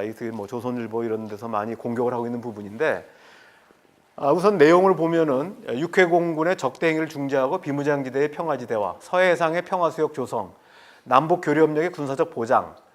그래서 뭐 이런 등등의 얘기가 있습니다. 그래서 우선은 이제 논란이 되는 부분에 대해서만 몇 가지 이제 제가 말씀드리겠습니다. 사실은 절더러 이 합의서가 나오기 전에 국방부에서 제가 국방부 자문위원이기도 하기 때문에 이 부분을 절더러 와서 어디죠? 제가 그 정상회담 전날 그 뭐라 그러 뉴스룸이 아니라 뭐라 그러죠? 그 컨퍼런스 그 동대문 거기서 이제 제가 사전에 브리핑할 때 제가 참석을 했었는데 국방부에서 자료를 미리 줄 테니까 절더러 숙지한 뒤에 절더러 대신 발표하라고 그러더라고요. 근데 제가 뭐 내용도 알지도 못할 뿐만 아니라 당시에는 사실은 이제 제가 방송에 출연해야 돼가 약속이 잡혀서 제가 못 간다고 했습니다. 그래서 내용도 모르고 있었는데 나중에 이제 보니까 나중에 굉장히 이제 논란이 된 게 있었습니다. 몇 가지가 제가 이제 알고 있는 부분만 한다면 이 지금 그러니까 이제 여기 첫 번째가 이제 그 서해 해상의 평화수역입니다. 평화수역과 관련돼서 북한이 양보라기보다 여기 사실상 비무장이죠. 비무장을 취하는 수역과 남쪽이 비무장을 해야 되는 수역이 면적이 우리가 훨씬 넓죠, 당연히. 그러면 진짜냐? 요것만 따지면 맞는데 여기도 봐야죠, 여기도 보면은 이게 여기 줄을 쫙 끄면은 이렇게 그으면은 어떻게 돼요? 이게 제가 이걸로는 재주가 없어서 이렇게 이제 그으면은 이렇게 긋잖아요, 이렇게 아래 위로. 그리고 그으면은 어떻게 됩니까? 이 우리 남쪽에서 이렇게 나오는 부분하고 이쪽하고 겹치는 부분 있죠. 등면적이. 그러면 대충 역삼각형 정도 북한이 또 넓습니다. 이쪽이 북한이. 두 번째로 그 부분을 여기다가 붙이면은 정확한 면적은 안 재봤는데 아마 남쪽이 조금 넓긴 넓은 것 같아요.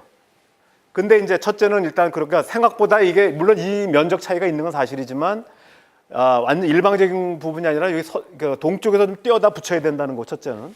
두 번째는 이게 이제 해안선의 면적입니다. 예, 북한의 경우는 사실은 이 전체가 해안선 아닙니까? 이쪽이. 이게 제가 지금 숫자가 들었는데 1200km가 그렇게 되고요. 우리 쪽의 해안선은 어디입니까? 요 섬 5개 섬 주변이잖아요. 이게 약 10km인가 밖에 안 된다고 그래요.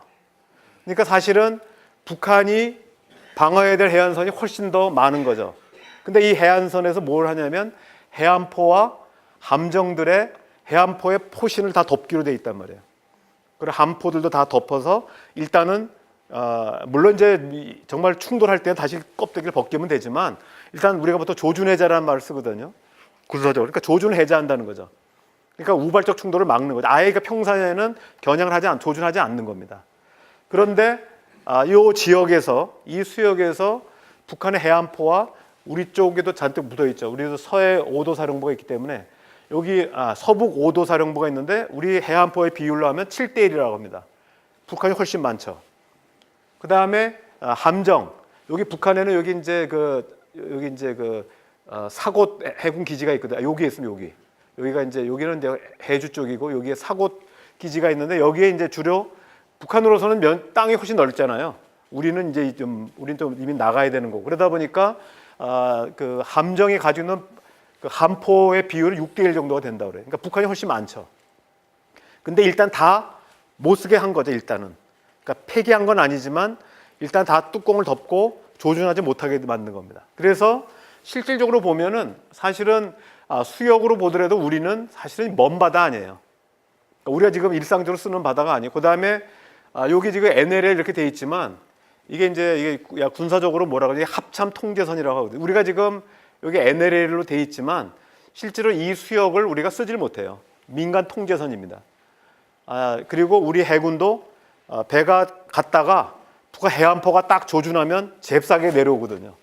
왜냐하면 해안포의 사거리에 들어가면 언제 맞을 수도 있기 때문에 그렇기 때문에 일단 실제로 우리가 저도 뭐 백령도에 가보신 분 알지만 이렇게 가는 게 아니라 어떻게 갑니까? 이렇게 해서 이렇게 갑니다. 그러니까 피해죠. 왜냐하면 북한의 해안포의 사거리에 들어가지 않도록 하기 위해서 멀리 돌아가거든요. 그러니까 실제로 우리가 쓰질 않는 지역입니다. 바다가. 그래서 실질적인 내용으로 보면은 우리가 뭐 그렇게 양보한 것도 아니고요.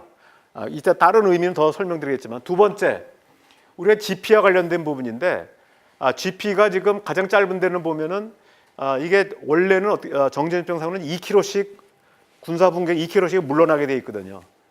근데 야금야금 들어와 가지고 제일 짧은 데는 뭐 최단기라 500m, 700m 이 정도까지 다 들어와 있어요.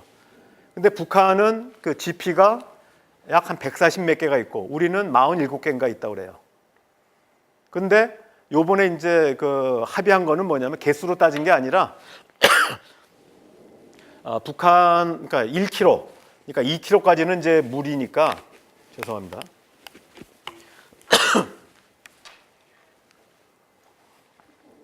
그러니까 쌍방이 1km 내에 있는 GP를 철수하도록 했어요. 그러다 보니까 우리 11개, 북한 11개입니다.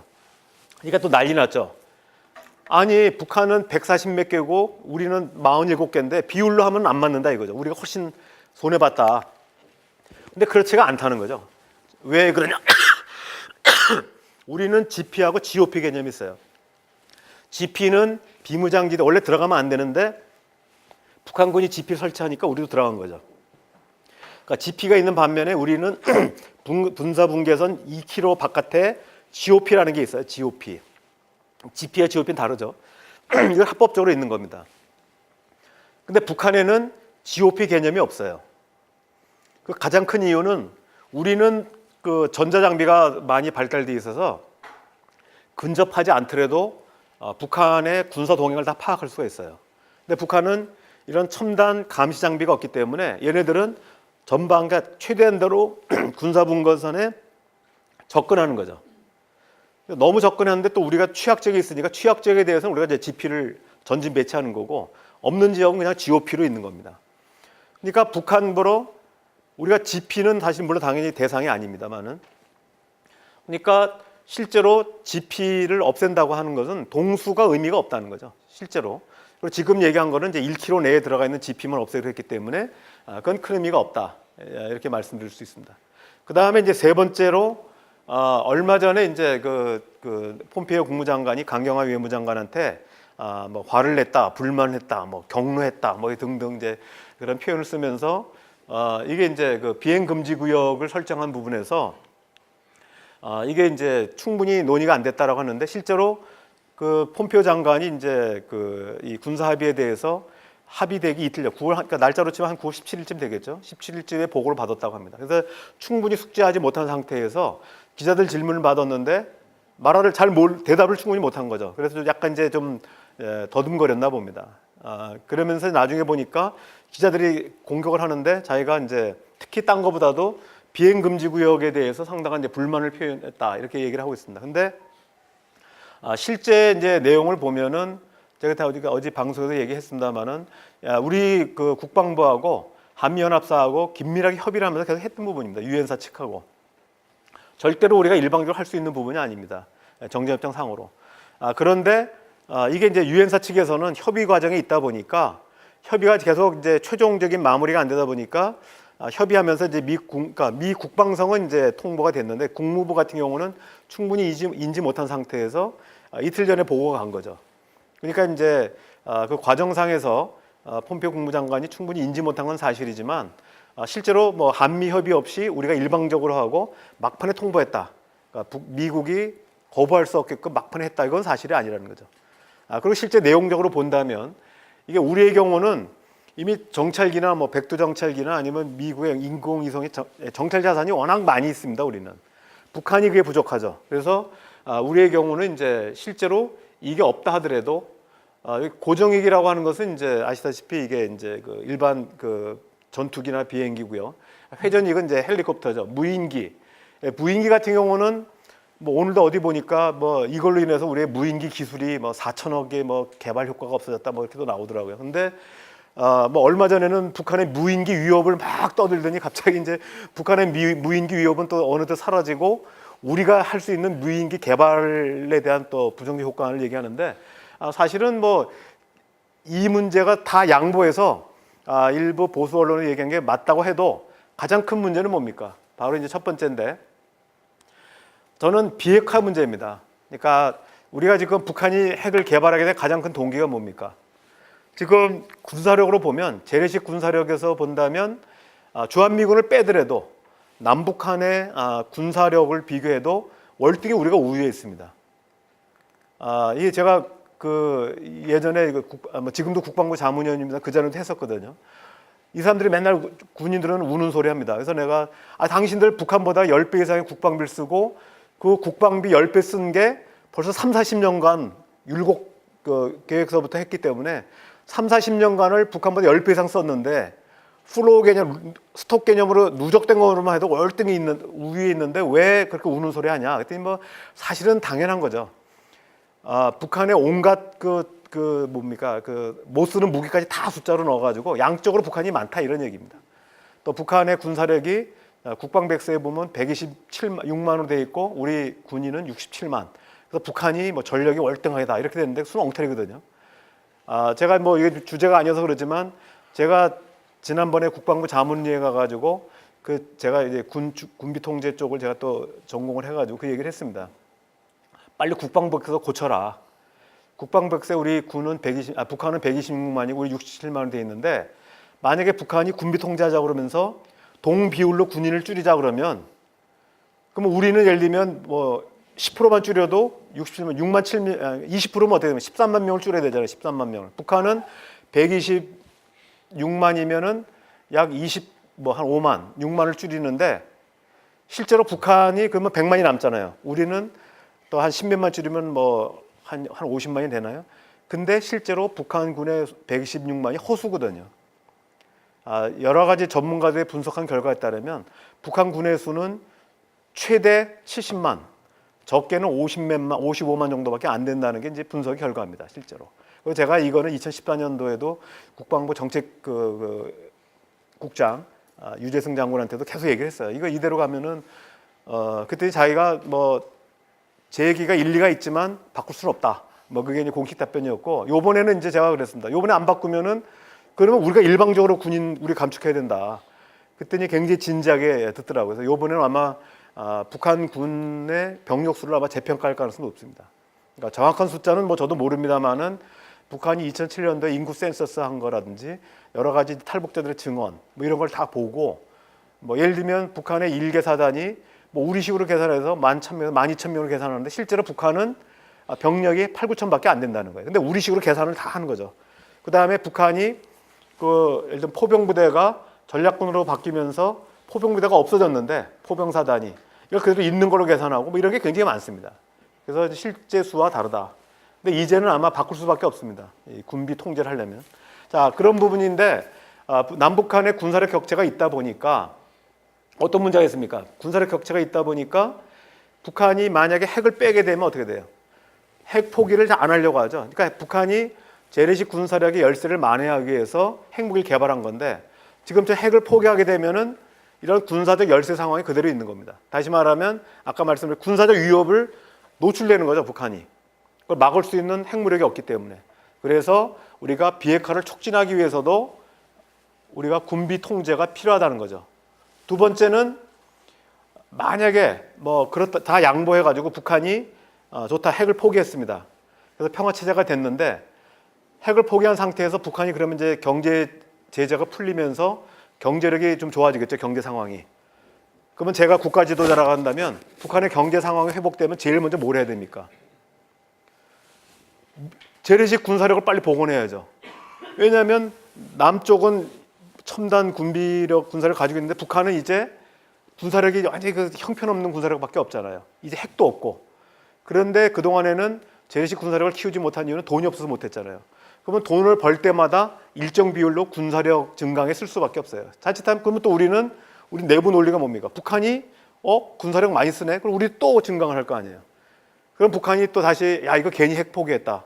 핵을 포기한 이후에 그렇기 때문에 사실은 북한의 비핵화 이후에 재래식 군비 경쟁을 차단하기 위해서도 이런 어떤 군사적 조치가 필요하다. 이거는 실질적으로 아까 말씀드렸듯이 평화 체제나 북미 수교가 아니라 실질적인 북한에 대한 군사적 위협을 해소해주는 방안이거든요. 그 다음에 이런 부분들이 나중에 이제 평화 체제를 만들 때 평화 체제의 군사적 토대가 된다 이렇게 말씀드릴 수 있습니다. 그 다음에 이제 협상인데 이 부분은 요건 넘어가도 될 것 같고요. 여기 이제 북한 처음에 초기 미국의 입장은 빅뱅 접근법이라고 해가지고 일괄 타결해가지고 전면 폐기하는 방식, 이른바 이제 리비아 해법을 주장했습니다. 존 볼턴이 얘기했던 거죠. 그래서 지금 공식적으로는 요새는 이제 다른 용어를 쓰고 있습니다만은 완전하고 검증 가능하고 비가역적인 폐기 CBID를 요구했습니다. 그 다음에 비핵화 방식으로는 선 비핵화 후 상응 조치.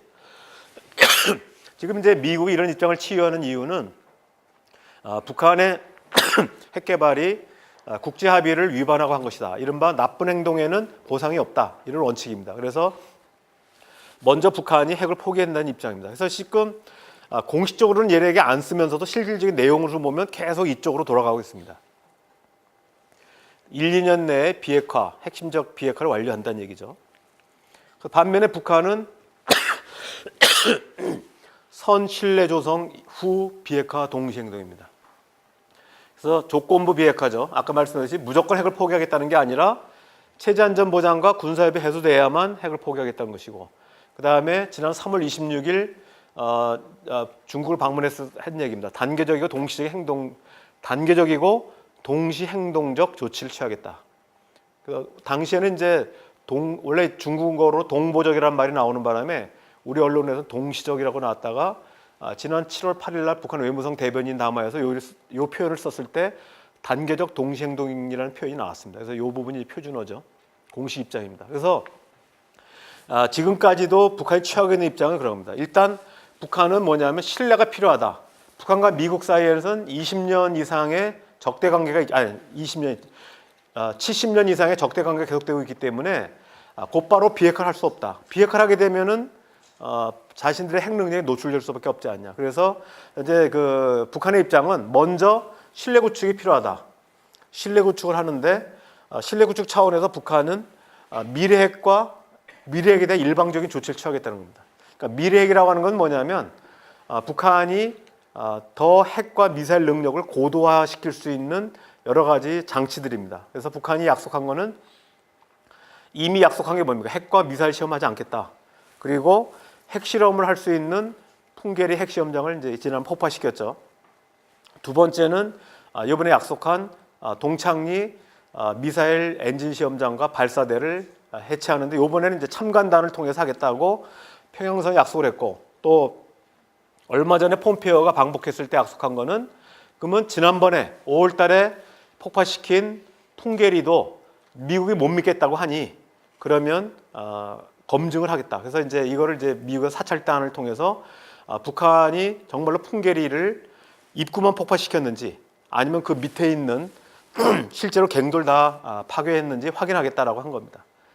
그래서 이제 실질적으로 원래는 북한은 미래핵은 일방적인 조치로 하겠다. 자기네가 선의 조치로 하겠다고 하는데 국제사회가 못 믿겠다고 하니까 지난번 이제 평양 그 정상회담에서 문재인 대통령이 너희는 선이지만 국제사회에서는 못 믿는다. 그러니까 검증, 참관단이 필요하다. 그래서 아직까지 하지 않은 동창리 미사일 시설들은 참관단을 이제 외국인 참관단에 들어가는 거고, 그 다음에 풍계리는 이미 폭파했다고 했으니까 별도로 이제 폼페오한테 약속했으니까 뭐 미국이 됐든 지금 우리 정부는 이제 우리도 들어가겠다고 하는 겁니다. 그래서 어쨌든 우리도 가서 확인하겠다는 거죠. 그래서 원래 북한이 원하는 건 뭐냐면 일방적인 조치를 취하면 미국은 여기에 맞춰서 종전선언과 인도적 지원을 해줄 걸 기대했던 거죠. 그러니까 북한은 뭐냐면 단계적으로 하고 그 다음에 보상을 동시적으로 받겠다는 겁니다. 이렇게 하고 두 번째는 뭐냐면 현재핵이라고 하는 것은 이제 뭐냐면 영변 핵시설, 그 다음에 혹시 있을지 모르지만 뭐 없는지도 모르지만 어쨌든 과거에도 이제 그 어디 동창리인가 동창리가 아니라 그 당시 뭐였죠? 그러니까 원래 그 90년대 말에 핵 의혹 시설이 있었어요. 그래서 미국이 이제 그 어디다가 숨겨놨다고 그래가지고 봤는데 2000년에 가서 보니까 실제로 텅 빈 동굴이었어요. 그래서 지금도 북한이 쇼를 부릴 수 있어요. 강선이나 이런 데다가 마치 있는 것처럼 막 해가지고 몸값을 높이는 다음에 실제로 그래서 그 당시에 그 미국이 그 적성국 교육법을 해제해주고 그 다음에 그 쌀 50만 톤 제공 약속하고 가서 들여다봤는데 없었거든요. 그러니까 기만일 수도 있다는 거죠. 근데 어쨌든 현재 핵이라고 하는 것은 현재 가동 중인 핵물질 생산 시설입니다. 그와 관련된 예를 들면 우라늄광이라든지 또 재처리 시설 뭐 등등 다 일괄된 핵 시설을 얘기하는데 이 부분은 이제 그 2000년대 중반에 있었던 육자회담에서도 신고하고 검증하고 폐기 후 사찰하는 이런 방식이 일반적으로 취해졌던 겁니다.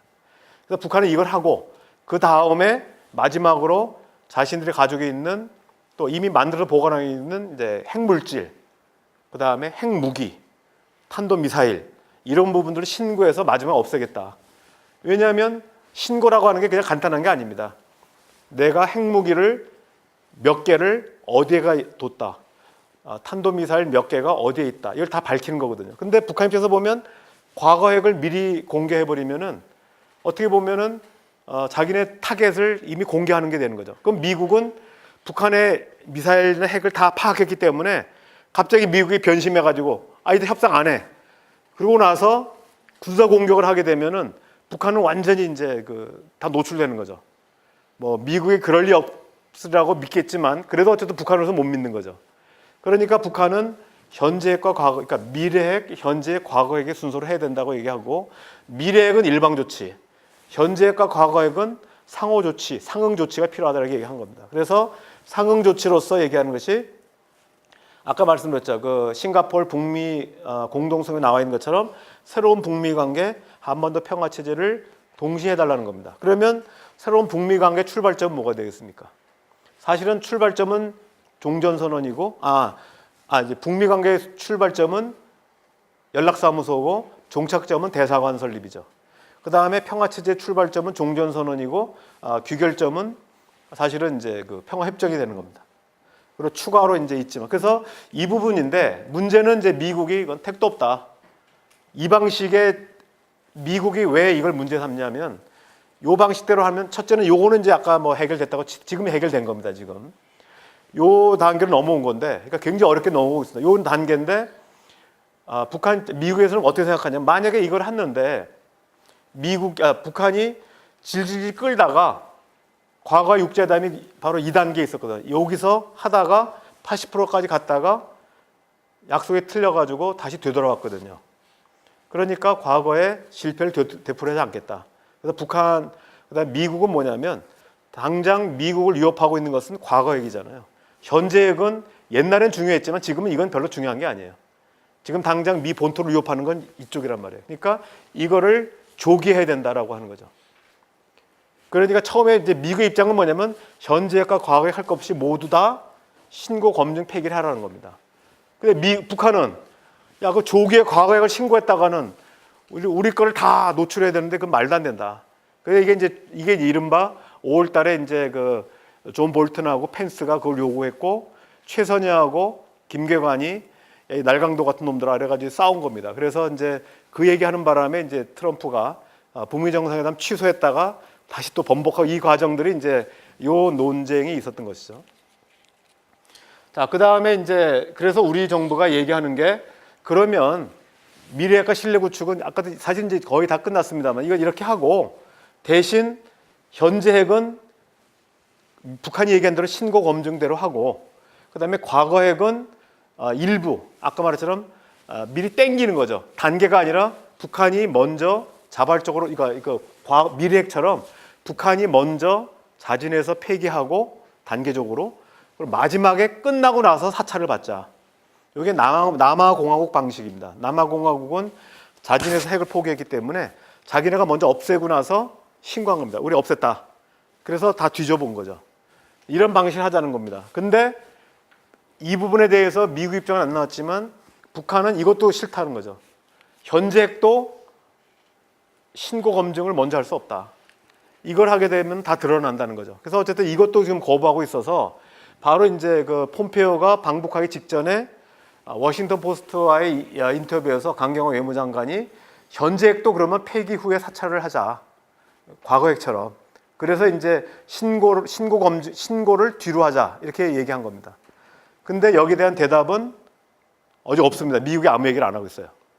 그래서 이제 일단 우리의 제안으로 제기했는데 이 부분이 있고 그 다음에 이제 아까 말씀드렸듯이 플러스 알파를 지금 상응 조치로 북한의 이제 그 리용호 외무상이 지난 9월 29일 날 새롭게 알파를 제기했는데 그게 바로 경제 제재 해제입니다.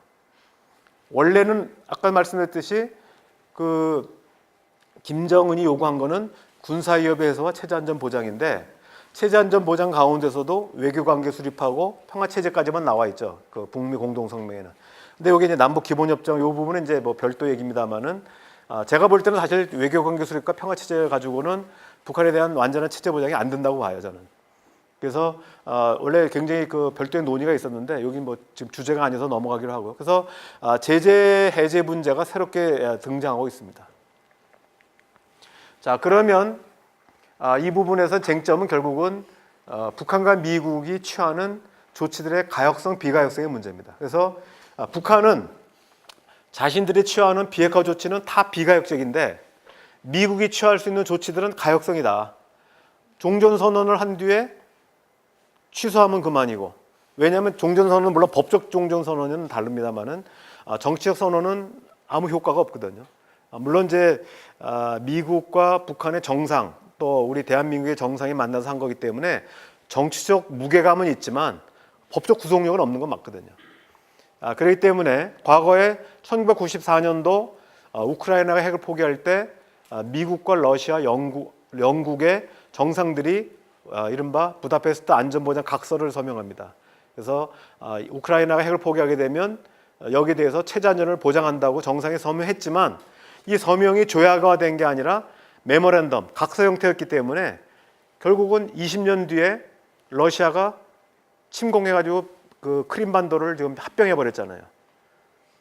근데 뭐 영국이나 그 미국이 여기에 대해서 우크라이나를 지원하는 군 생각하지 않았거든요. 그렇기 때문에 이 부분들이 논란이 될 수 있는 겁니다. 그래서 자 우리가 이제 이 부분에 대해서 북한은 그런 얘기죠. 자기네가 하는 건 다 비가역적이라는 한 번 하면 되돌이킬 수 없는데 미국은 그렇지 않다 이런 논란이 됩니다. 근데 이제 폭스뉴스에서 문재인 대통령이 9월 25일 날 북한이 취하는 조치 핵시험장 폐기, 미사일 엔진 시험 폐기, 영변 핵기지 및 다른 기지 폐기, 요건 아까 강선 등등. 그다음에 만들어진 핵무기 폐기 등은 비가역적이다. 반면에 한국이나 미국이 하는 군사훈련 중단, 재개하면 그만이죠. 종전선언도 정치적 선언이기 때문에 물론 이제 법적 종전선언은 안 그렇습니다는 정치적 종전선언은 뒤엎을 수 있고 제재 완화도 물론 스냅백 조약이라는 게 있어야 됩니다만은 언제라도 이 부분은 물론 조건화되지만 가역적인 조치다. 예, 물론 이제 대통령께서 약간 좀 오버하신 부분이 있어요. 근데 이거는 틀린 말이라기보다는 당시 미국 내 폭스뉴스가 가장 보수적인 매체 아닙니까? 그래서 미국 내 보수 강경파를 설득하느라고 또 트럼프 대통령이 여러 차례 얘기했잖아요. 우리는 받은 게 많다. 그러니까 북한으로 양보받은 게 많은데 미국은 북한에 준 거 하나도 없다. 얘기했는데 그걸 뒷받침해야 되기 때문에 뭐 또 트럼프 대통령과 모순된 얘기 할 수 없잖아요. 그래서 이제 이런 말씀하신 것 같습니다. 자, 그 다음에 그래서 아까 말씀드린 것처럼 상응 조치가 세 가지가 있죠. 외교 관계, 그 다음에 평화 체제, 그 다음에 이제 아직 공식화되지는 않았지만 북한이 이제 재개하기 시작한 제재 완화 내지 해제 문제, 이 세 가지가 있습니다. 그래서 이 부분은 과거 사례 연락사무소와 대사급 외교관계가 일반적인 코스고, 중국, 베트남, 리비아랑 수교할 때도 보면 연락사무소, 대사급 외교관계 다시 대사관 설치로 넘어갔습니다. 다만 리비아의 경우는 단기적으로 이익대표부, 연락사무소, 대사관이 3개월 차이니까 바로 넘어갔다고 볼 수 있죠. 그럼 북한과 미국 간에 이런 시도가 없었냐? 1994년 10월 제네바 기본합의 때 연락사무소 설치 합의했습니다. 그래서 바로 그 이듬해 1995년 1월 달에 미국 대표단이 평양을 방문해 가지고 평양에 있는 연락사무소 부지를 보고 갔습니다. 3개월 뒤인 95년 4월 달에는 거꾸로 북한 대표단이 워싱턴에 가가지고 부지를 보고 갔죠. 그래서 서로 부지를, 돈이 없잖아요, 북한이. 땅값으로 치면 아마 워싱턴이 훨씬 비싸겠지만 동일 면적을 교환하자 이렇게 돼가지고 일단 그렇게 합의를 했습니다. 그리고 그 이듬해인 1996년 8월 달에 스펜스 리차드슨이라는 사람이 평양 연락사무소 소장으로 내정까지 됐어요. 근데 하필이면 그때 이제 그 강릉 잠수정 사건이 나고 이 남북 관계가 이제 약간 충돌이 있었고요. 김정은 위원장이 또 한편으로는 이때가 경제적으로 굉장히 어려운 고난의 행군 시대거든요. 그러다 보니까 이 평양에 성조기가 휘날리는 것에 대한 두려움이 있었습니다. 그래서 막판에 이제 고민하다가 거부하죠. 그래서 결국 무산이 됐는데 그 이후에 지금 이제 우리가 만약에 재개된다 할 경우 그럼에도 불구하고 연락사무소와 대사급 외교관계 이 순서로 갈 거로 보입니다. 왜냐하면 지금 트럼프 대통령이 의회에 별로 인기가 없거든요. 그래서 지금 상하 양원의 지지를 받고 있지만 공화당이 다수당입니다. 근데 11월 6일 날 중간선거에서 상원은 여전히 다수당이 될 거라고 보고 있지만 하원의 경우는 좀 불확실합니다. 뭐 일부 전문가들은 아마 민주당이 다수당이 될 가능성이 높다라고 지금 보고 있고요. 만약 그렇게 되면은 대통령이 그리고 이제 미국의 정치 특성상으로 보면은 하원은 권한이 없고요. 상원의 3분의 2가 동의해야 됩니다. 이 대사관을 설치하려면. 근데 대사급 외교관계를 하기가 쉽지 않아요. 아무리 공화당이 이긴다 하더라도 과반수는 넘을지 몰라도 지금도 51석밖에 안 되거든요. 51석에다가 민주당이 47석, 그다음에 무소속이 2석입니다. 그래서 지금도 과반수가 겨우 넘는 상태이기 때문에 67석을 얻을 수가 없어요, 공화당이. 그렇기 때문에 대사급 외교관계를 맺기는 어렵다. 그래서 어차피 제가 볼 땐 우리 정부가 얘기하는 것은 일단 연락사무소를 하자라고 지금 제안한 걸로 알고 있어요. 북한은 대충 동의했는데 미국은 역시 대답이 없습니다. 그래서 어쨌든 이 부분이 있고, 자, 그 다음에 이제 그 한반도 평화 체제에 관련돼서는 우리가 이제 베트남 평화 조약이 있고 이스라엘, 이집트 간의 평화 조약이 있는데 우리가 보통은 평화 조약 안에 종전 선언과 평화 회복이 다 들어 있습니다. 대표적인 게 베트남이고, 그 다음에 이스라엘과 이집트 간에는 어떻게 되냐면 먼저 캠프 데이비드 협약을 먼저 맺어서 일단 전쟁을 끝냅니다. 6개월 뒤에 평화 협정을 맺죠. 평화 조약을 맺습니다. 그래서 종전 선언과 평화 협정이 2단계로 이루어지는 경우가 있습니다. 그다음에 요르단하고 이스라엘 간에도 2단 거기 어떻게 보면 이제 예비 협정을 2번이나 겹치는데 어쨌든 이게 완결된 방식으로 하는 게 한 번에 원샷으로만 이루어지는 것이 아니라 2단계로 나눠지는 경우도 있다는 거죠. 반면에 아직도 평화협정을 맺지 않는 경우도 있습니다. 소련과 일본은 1956년도에 전쟁이 끝나고 소일 공동선을 발표했는데 이 당시에 10개항에 합의를 하는데 1항이 뭐냐면 소련과 일본은 전쟁을 끝낸다. 종전선언을 한 거죠. 제 10항에 보면은 소련과 일본은 국교를 정상화한다. 이렇게 됩니다. 중간에 여러 가지 내용이 있죠. 그러나 아직도 평화협정은 맺지 않았어요. 평화협정을 맺지 않는데 그 이유는 뭡니까? 평화협정을 맺으려면은 영토 문제, 전쟁의 책임과 보상 문제, 그러니까 국경선 문제 이런 게 다 끝나야 되는데 가장 큰 문제는 일본식으로 얘기하면 북방 영토 문제, 러시아식으로 얘기하면 쿠릴 열도 문제가 아직 영토 문제 해결되지 않았죠. 영토 문제가 해결되지 않았기 때문에 아직까지도 소련과 일본은 국제법상으로는 전쟁이 끝나지 않은 겁니다. 그러니까 전쟁이 끝났지만 평화협정은 맺지 않은 거죠. 그러면 한국하고 중국은 어떠냐? 1991년 8월 달에 한중 수교 공동성, 정식 이름이 그렇습니다. 한중 수교 공동성명인데 수교는 했는데 아직 국제법상 전쟁도 안 끝났고 평화협정도 안 맺은 상태입니다. 왜냐? 아직 남북 간에도 아직 끝나지 않았잖아요.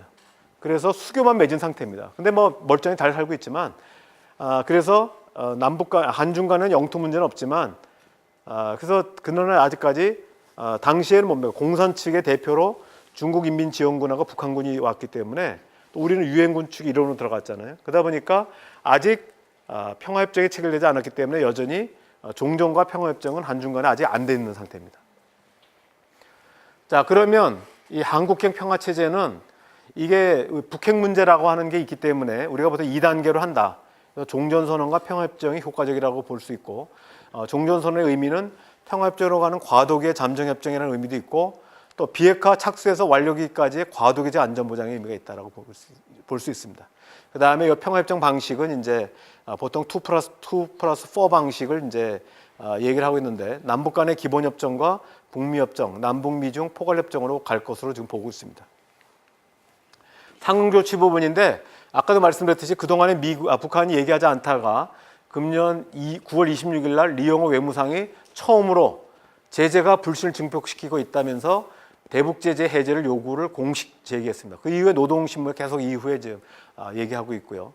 아마 하게 되면은 인도적 지원 재개, 사업별 면제 조치, 일시적 유예 해제 뭐 이런 방식으로 나갈 거로 봅니다. 이거는 뭐 나중에 필요하면 제가 자세히 설명드리겠습니다. 그 다음에 이제 그 한반도 미래와 관련된 부분인데 지금 문재인 대통령이 얘기하신 거는 한반도 비핵 평화가 이루어진 이후에 아까 말한 빅픽처가 문제라는 거죠. 어떻게 갈 것인가 하는 부분인데 동아시아 평화체제의 큰 그림이 필요하다. 동아시아 질서가 미중 대결구로 가지 않도록 평화협력의 신질서 형성을 위한 주변국의 협력을 강화해야 된다. 그래서 지난 8월 15일 광복절 경축사에서 문재인 대통령 3단계를 얘기했습니다. 그래서 일단 남북철도가 지금 이제 오늘 고위급 회담에서 합의됐죠. 그래서 11월 말 12월 초에 기공식을 갖기로 했습니다. 일단 남북철도가 이어지면 남북러, 남북중 그래서 CSR 맞네. 어쨌든 이제 그 종단철도하고 횡단철도가 이제 이루어지게 되는데 그래서 동아시아 철도 공도체를 1단계 하자라고 제안했습니다. 두 번째는 지금 이제 슈퍼그리드 사업이라든지 해서 지금 그 러시아의 전기 그다음에 가스 이렇게 좀 과잉으로 돼 있는데 이 부분을 연결망을 가져가지고 동아시아 에너지 공동체를 만들자는 것이죠. 그리고 3단계로 이런 어떤 철도와 에너지를 통해서 신뢰가 구축되면은 동아시아 정확하게 동북아라고 표현됐습니다만은 다자안보 평화체제를 만들어 나가자. 이게 이제 어쨌든 문재인 대통령의 기본 큰 구상을 이제 얘기를 했습니다. 이렇게 되면은 이 단계에 맞춰서 사실은 동맹 질서도 어느 정도 변화가 불가피하다. 그래서 기존의 동맹 관계를 유지하면서 동아시아 지역 협력을 모색하고 그러나 어느 정도 되면은 동맹 관계의 재편을 통해서 새로운 지역 안전 보장 조직을 만들어야 됩니다. 요게 이제 어떻게 보면 요 지역 안전 보장 조직이 동아시아 다자안보 평화 체제가 되겠죠. 근데 요 부분에 대해서 한미 상호방위적 전문에 따르면 태평양 지역에 있어서 더욱 포괄적이고 효과적인 지역적 안전보장 조직이 발달될 때까지 한미 상호방위조에 유효하다. 주한미군은 주둔한다는 얘기입니다. 그래서 주한미군 주둔은 얘기했고 얼마 전에 이제 폭스뉴스와 인터뷰에서도 문재인 대통령은 통일 이후에도 주한미군 주둔하기를 희망한다 얘기했고 과거에 이제 2000년 남북 정상회담 직후에도 당시 김대중 대통령도 통일 이후에도 주한미군 주둔을 희망한다는 얘기를 했습니다. 근데 사실은 이 한미 상호방위조약에 따르면은 주한미군은 언제 철수하게 되어 있냐면은 철수가 가능하냐면 새로운 지역 안전 보장 조직이 만들어졌을 때 주한미군 철수 가능합니다. 그러니까 통일되는 것과는 관계가 없다는 거죠. 원래 그 남북 상호방위조약에 따르면. 그 다음에 이제 지금 그 트럼프 대통령이 작년 11월 우리 국회의원 설하면서 자유롭고 열린 인도 태평양 전략을 얘기를 했습니다. 그래서 과거에는 이제 태평양 사령부가 있었죠. 태평양 사령부가 있었는데 금년 6월 30일자로 해서 지금 태평양 사령부 이름이 바뀌었죠. 인도 태평양 사령부로 바뀌었습니다. 그래서 이 부분은 과거에 태평양 사령부의 영역이 인도양으로 확장이 됐습니다. 그래서 지금 최대의 사령부가 됐는데 원래도 태평양 사령부가 제일 컸는데 지금 더 커졌죠. 이 이유는 뭐냐면 인도를 포함한 대중국 견제망 구축. 다시 말하면 원래 이 동아시아와 동남아시아 쪽을 넘어서 인도양까지 포괄을 해서 중국을 포위하겠다고 했는데 그 포획할 이런 어떤 견제망을 구축할 때 가장 큰 이유는 바로 중국의 1대1로 구상입니다. 제가 뭐 자세히 말씀드릴 수는 없지만 지금 중국은 서부 대철도를 통해서 여기 그 파키스탄의 그 과다르가 맞죠? 과다르항에 지금 그 항구를 만들었고 그 다음에 스리랑카 쪽에 한반토타항을 만들어서 원래 조그만 그 어업 항구였는데 돈을 들여가지고 군항으로 지금 재편했고요. 그 다음에 미얀마에 지금 이제 그 운난성에 있는 그 지역에서 그 수도가 뭐죠? 성도가 거기서 지금 그 가스 그 원유망을 지금 구축하고 있습니다. 여기 철도를 만들었고 그래서 실제로 이게 지금 중국은 과거에 이제 ABCD 지역이라고 해서 이쪽 지역을 그 해상 교통로를 피해 가지고 바로 인도양의 서부와 동부 쪽을 통해서 이런 어떤 그 유전 지역과 연결하려고 하는 거죠. 그렇게 해서 결국 이런 1대1로 구상, 그러니까 중국은 1대1로 구상이라고 부르고 또는 해양 실크로드 구상이라고 부르는데 미 국방부는 이걸 뭐라고 부르냐면 원래 진주 목걸이 전략이라고 불렀던 겁니다. 그래서 다시 말하면 그 이른바 미국의 중국 포위를 뚫는 반포위 전략으로 보고 있는 거죠. 그래서 이거를 지금 이제 새롭게 인도 태평양 전략으로 확장시킨 것이죠. 여기서 이제 우리 정부를 참여를 계속 이제 압박하고 있습니다. 이제 우리 정부로서는 인도 태평양 전략에 들어갈 경우는 여러 가지 어려움이 있고 또 실제로 지금 우리 일부 전문가들은 1대1로 구상과 한반도 신경제 구상 또는 북방 정책과 연계를 주장하고 있는데 또 미국대로 지금 거꾸로 인도 태평양 전략에 들어오라고 지금 압력을 가하고 있습니다. 이런 어려움이 좀 딜레마에 좀 빠져 있는 것이고 그래서 우리는 현재 미중 대결 구조 속에서 동아시아에서의 여러 가지 단계적인 아까 말씀드린 철도 공동체 또 에너지 공동체 나아가서 다자안보 조직을 이제 우리가 이제 구상하고 있는 것이죠. 그다음에 이제 이런 상황들이 미 중간 선거를 계기로 한 미 정치 상황의 유동성이 있습니다. 이거는 중간 선거 이후에 트럼프 대통령이 대북 정책이 과연 변할 것이냐 말 것이냐에 대해서도 미국 전문가들도 논란이 있습니다. 하나는 현재 미국 내에 그 강경파들이 지금 잔뜩 포진돼 있고 그나마 합리적 중도적인 그 입장을 취한 매티스도 지금 보니까 경질 가능성을 지금 언급했지 않습니까? 그래서 지금 거론되고 있는 사성 장군이 보면 초강경파입니다. 그래서 자칫하면은 지금 미 중간 선거에 관계없이 미국이 대북 강경론으로 가는 것이 아니냐라고 하는 우려를 낳고 있습니다. 지금 트럼프 대통령이나 폼페오뿐만 아니라 존 볼턴도 지금 시간 게임을 하지 않겠다, 타임 게임을 하지 않겠다고 얘기를 하고 있고 폼페오는 어제 두 서너 달 정상회담 하는데 두 서너 달이면 연내가 아닐 수도 있다는 얘기입니다. 이렇게 되면은 중간 선거 이후에 상황이 바뀔 수도 있다라고 하는 부정적 우려가 있고 또 한편으로는 기회적으로 본다면 트럼프 대통령이 지금 할 수 있는 거는 외교적 업적이 필요하다. 자, 지금 트럼프 정부가 들어와서 1년 몇 개월, 6개월 이상이 지났는데 지금 한 건 다 뭐냐면 과거 오바마 정부가 한 거를 다 업적 지우기만 했거든요.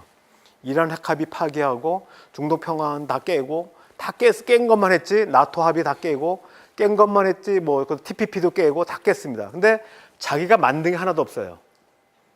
유일하게 지금 외교적 업적을 만들 수 있는 게 북핵 문제거든요. 트럼프가 뭐라 합니까? 20년 동안 아무도 못했다.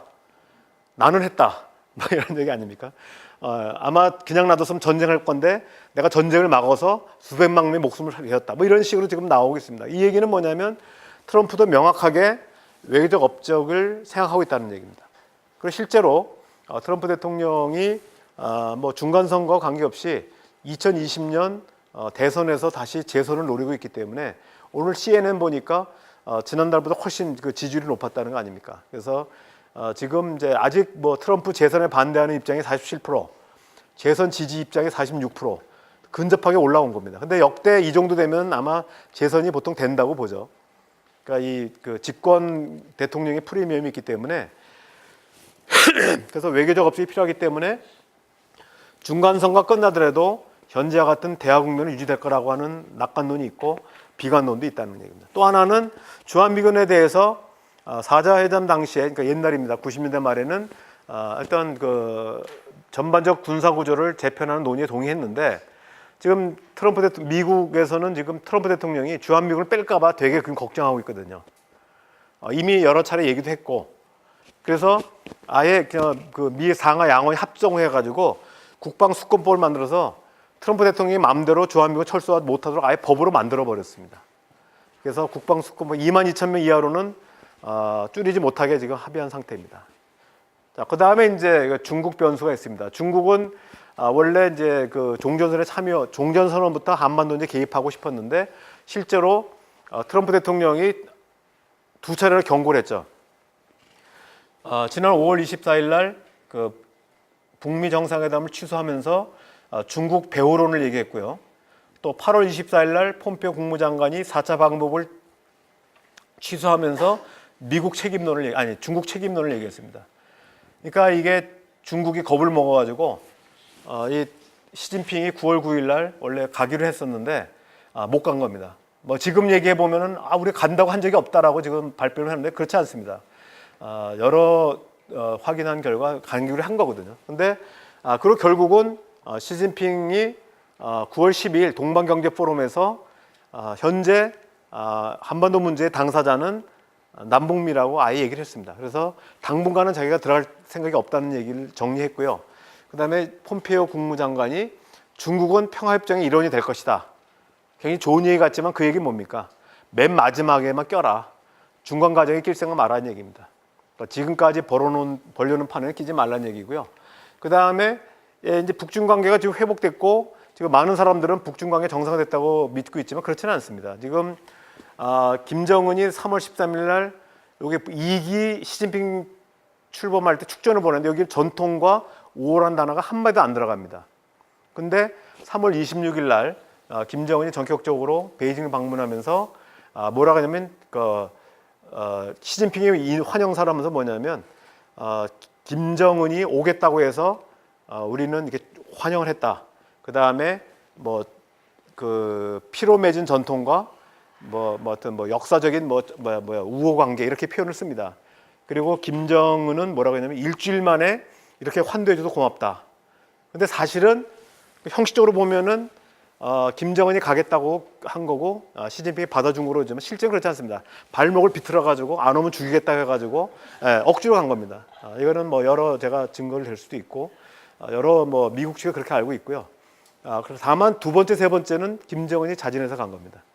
그래서 이 부분이 있고, 그래서 이제 그 김정은이 이제 지금 요번에 구구절에 가려고 해도 못 갔기 때문에 연내 방북설이 있는데, 워낙 지금 이제 그 트럼프가 눈을 부라리면서 중국을 보고 있어가지고 지금 겁먹어서 못 갈 것 같습니다. 못 갈지도 모른다는 얘기죠. 그 다음에 일본. 일본은 사실은 계속 방해를 했습니다. 남북 정상회담, 북미 정상회담이 하니까 이런 북미 정상회담에 특히 반대를 많이 했죠. 그래서 비핵화의 전제 조건으로 납치 문제를 선결해야 되고 단거리, 중거리 탄도미사일도 포함해야 된다. 당연한 얘기지만 단거리, 중거리 미사일까지 하다가는 협상이 언제 되겠습니까? 저게 택도 없는 소리죠. 납치 문제는 또 왜 끼놓습니까? 납치 문제 넣어가지고 과거에 육자회담 망친 당사자가 일본이거든요.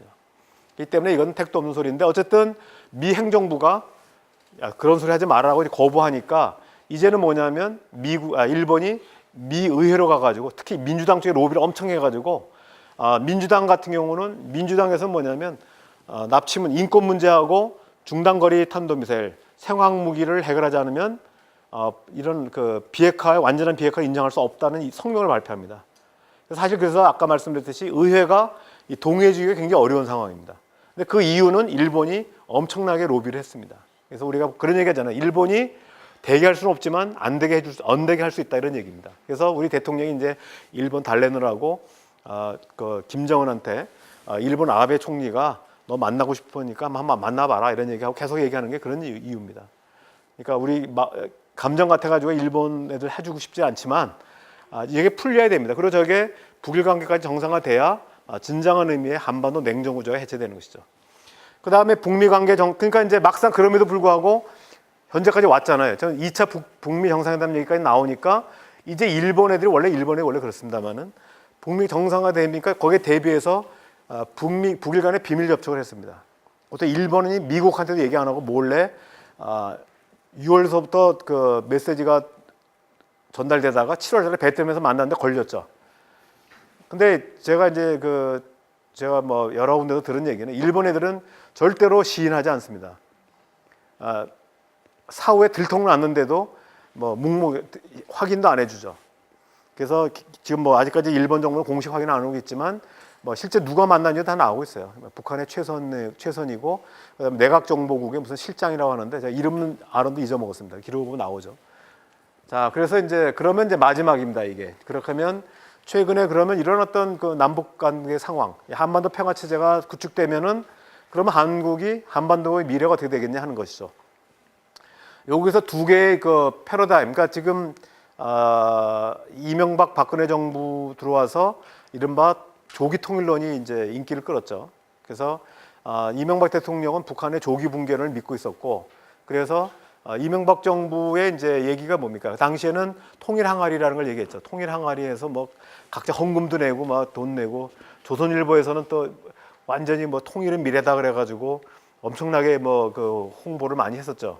돈도 많이 냈고 뭐 했는데, 뭐 저도 억지로 10,000원을 냈습니다. 뭐 전체로 뭐 해가지고 무조건 뛴다고 그래가지고 그거 뭐 완강히 버티려고 했는데 안 돼가지고 어쨌든 뭐 10,000원을 냈는데, 가지고 뭐 저희 연구원 이름으로 뭐 어디 또 조선일보에 또 돈을 내고 뭐 이렇게 뭐 저희만 그렇게 다 냈어요. 뭐 웬만한데. 근데 그 당시에는 이제 이른바 그다음에 박근혜 정부 들어와가지고는 통일 대박론 얘기해가지고 또 이제는 조직까지 만들었잖아요. 그 통일준비위원회까지 만들어가지고 통일 대박론을 이제 실현했는데, 이게 살짝 북한으로서는 위협으로 느낀 거죠. 그러니까 그 당시에 조기 통일론의 핵심은 그리고 북한 붕괴론이거든요. 북한의 붕괴론이니까 다시 말하면 북한 잡아먹겠다는 거잖아요. 그래서 북한이 그 다음부터 핵 개발에 더 박차를 가한 겁니다. 그러니까 조기 붕괴론이 통일을 가져온 게 아니라 오히려 북한의 핵 개발을 촉진했다 이렇게 볼 수 있는 거죠. 그래서 문재인 정부 들어와서 평화 공존론으로 바뀐 겁니다. 패러다임이 평화 패러다임으로 바뀐 거죠. 문제는 이렇게 되다 보니까 또 이제 두 개의 입장이 바뀝니다. 양국론과 단계론인데, 양국론은 잘 아시다시피 뭐 최장직 교수나 그 제자들이 얘기하는 부분입니다. 평화 공존은 일시적 상태가 아니라 남북이 영원히 두 개의 나라로 가자. 그래가 독일처럼 두 개의 국가로 간 뒤에 언젠가 통일로 완전히 불가능하지는 않겠죠. 근데 어쨌든 지금은 아예 두 개 주권국에 가고 헌법도 바꿔서 북한과 우리는 두 개의 국가를 인정하자는 입장입니다. 여기에 대해서 이제 그 백낙 선생은 뭐 말도 안 되는 소리 하지 마라. 야, 우리가 평화를 얘기하는 것은 통일로 가기 위해서 평화를 얘기하는 거지 뭐 분단을 고착화시키자는 게 아니다. 그래서 이제 단계론이건 제가 붙인 이유는 결국 평화 공존을 거쳐서 사실상 통일로 이룬 뒤에 통일국가로 가야 된다, 이런 입장을 나오고 있습니다. 근데 이 부분을 이제 정리한 것은 바로 이제 문재인 대통령이 8월 경축사에서 아까 뭐라고 그랬습니까? 노무현 정부 때는 경제가 곧 평화다 얘기했는데, 이번에 대통령이 비슷한 얘기 했지만 사실은 보면 평화가 경제다 얘기했습니다. 순서가 바뀌었죠? 평화가 경제는 얘기는 일단 평화가 되면 경제로 갈 수 있다는 얘기고, 또 두 번째는 이번에 이제 그 판문점 선언에 따라서 이번에 이제 9월 14일 날 남북 공동연락사무소가 만들어졌는데, 8월 경축사에서 뭘 얘기하셨냐면 서울 평양에 상주 대표부를 만들겠다 얘기했습니다. 그러니까 다시 말하면 이게 지금 우리가 지금 대통령이 생각하고 있는 평화 공존의 개념은 두 개의 국가가 아니라 투 코리아가 아니라 원 코리아로 가는 과정이라고 보는 거죠.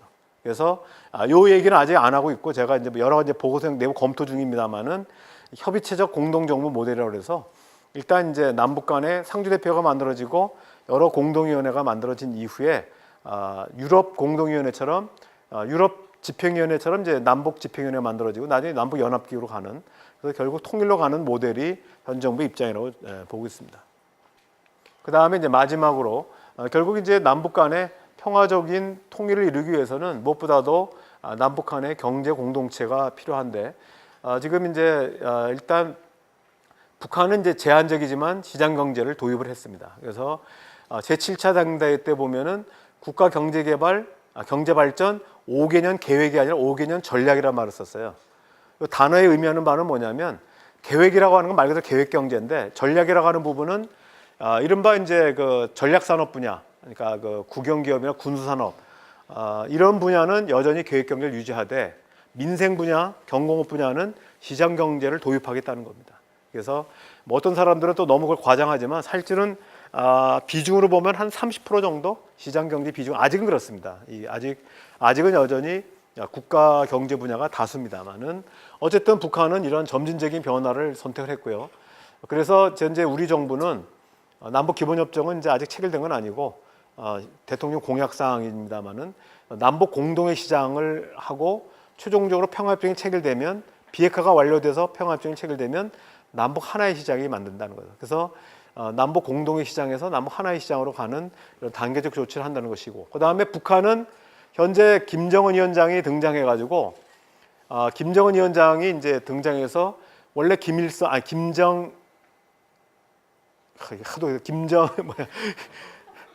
은소리를 많이 해가지고 이제 김정일 국방위원장 때 원래 5개 경제 특구는 발표했었고요. 그 다음에 이 경제개발구 가운데서 5개는 이제 김정일 국방위원장이 발표했는데 김정은 위원장이 들어와서 이게 이제 그 경제개발국법을 만들면서 17개를 추가합니다. 그리고 2014년 6월달에 대외 경제성을 해서 대외 무역과 여러 가지 뭐 기술 도입, 뭐 자본 도입 모든 걸 총괄하는 대외 무역성을 만들었어요. 근데 실제 뭐 그럼 뭐 합니까? 핵을 개발하면서 오히려 국제 제재가 더 많은데 실제로는 아무것도 못했죠. 그래서 여기에 지금 보면 경제개발구, 경제특구가 있지만 실효성이 없었습니다. 근데 이제 지금 문재인 정부가 한반도 신경제 구상을 통해서 접경 지역에 이번에 이제 그 얘기한 게 접경 지역의 개발, 통일 특구 얘기한 거죠. 통일 경제 특구는 사실은 이제 신경제 구상 가운데에서 여기 접경 지역을 얘기하고 있는 거고요. 이 8.15 경축도 얘기한. 그 다음에 이제 신북방 정책, 신남방 정책으로 해서 신남방은 물론 이제 여기 중국만 포함하는 건 아닙니다. 쭉 동남아까지 들어가지만 이른바 그 서해 벨트, 그 다음에 이 북방 정책은 동해 벨트 이쪽으로 해가지고 이런 신경제 구상과 연계시키는 구상을 하고 있습니다. 그래서 이런 경제 발전 구상과 또 이런 시장 내부적으로의 어떤 통합 과정들 이런 걸 통해서 남북 간 경제 공동체가 만들어지면은 토대로서의 경제 공동체, 상부 구조로서의 아까 말씀드렸던 남북 연합 기구 나아가서 통일 정부로 이제 발전하게 되면은 자연스러운 통일 기구, 통일 정부가 만들어진다고 보는 것이죠. 그래서 뭐 우리의 미래라고 하는 것은 일단 이제 우리 정부 입장은 국제 정세는 가급적이면 안정시키되 남북 관계를 이제 우선 발전시키겠다 이런 입장을 취하고 있습니다. 여기까지.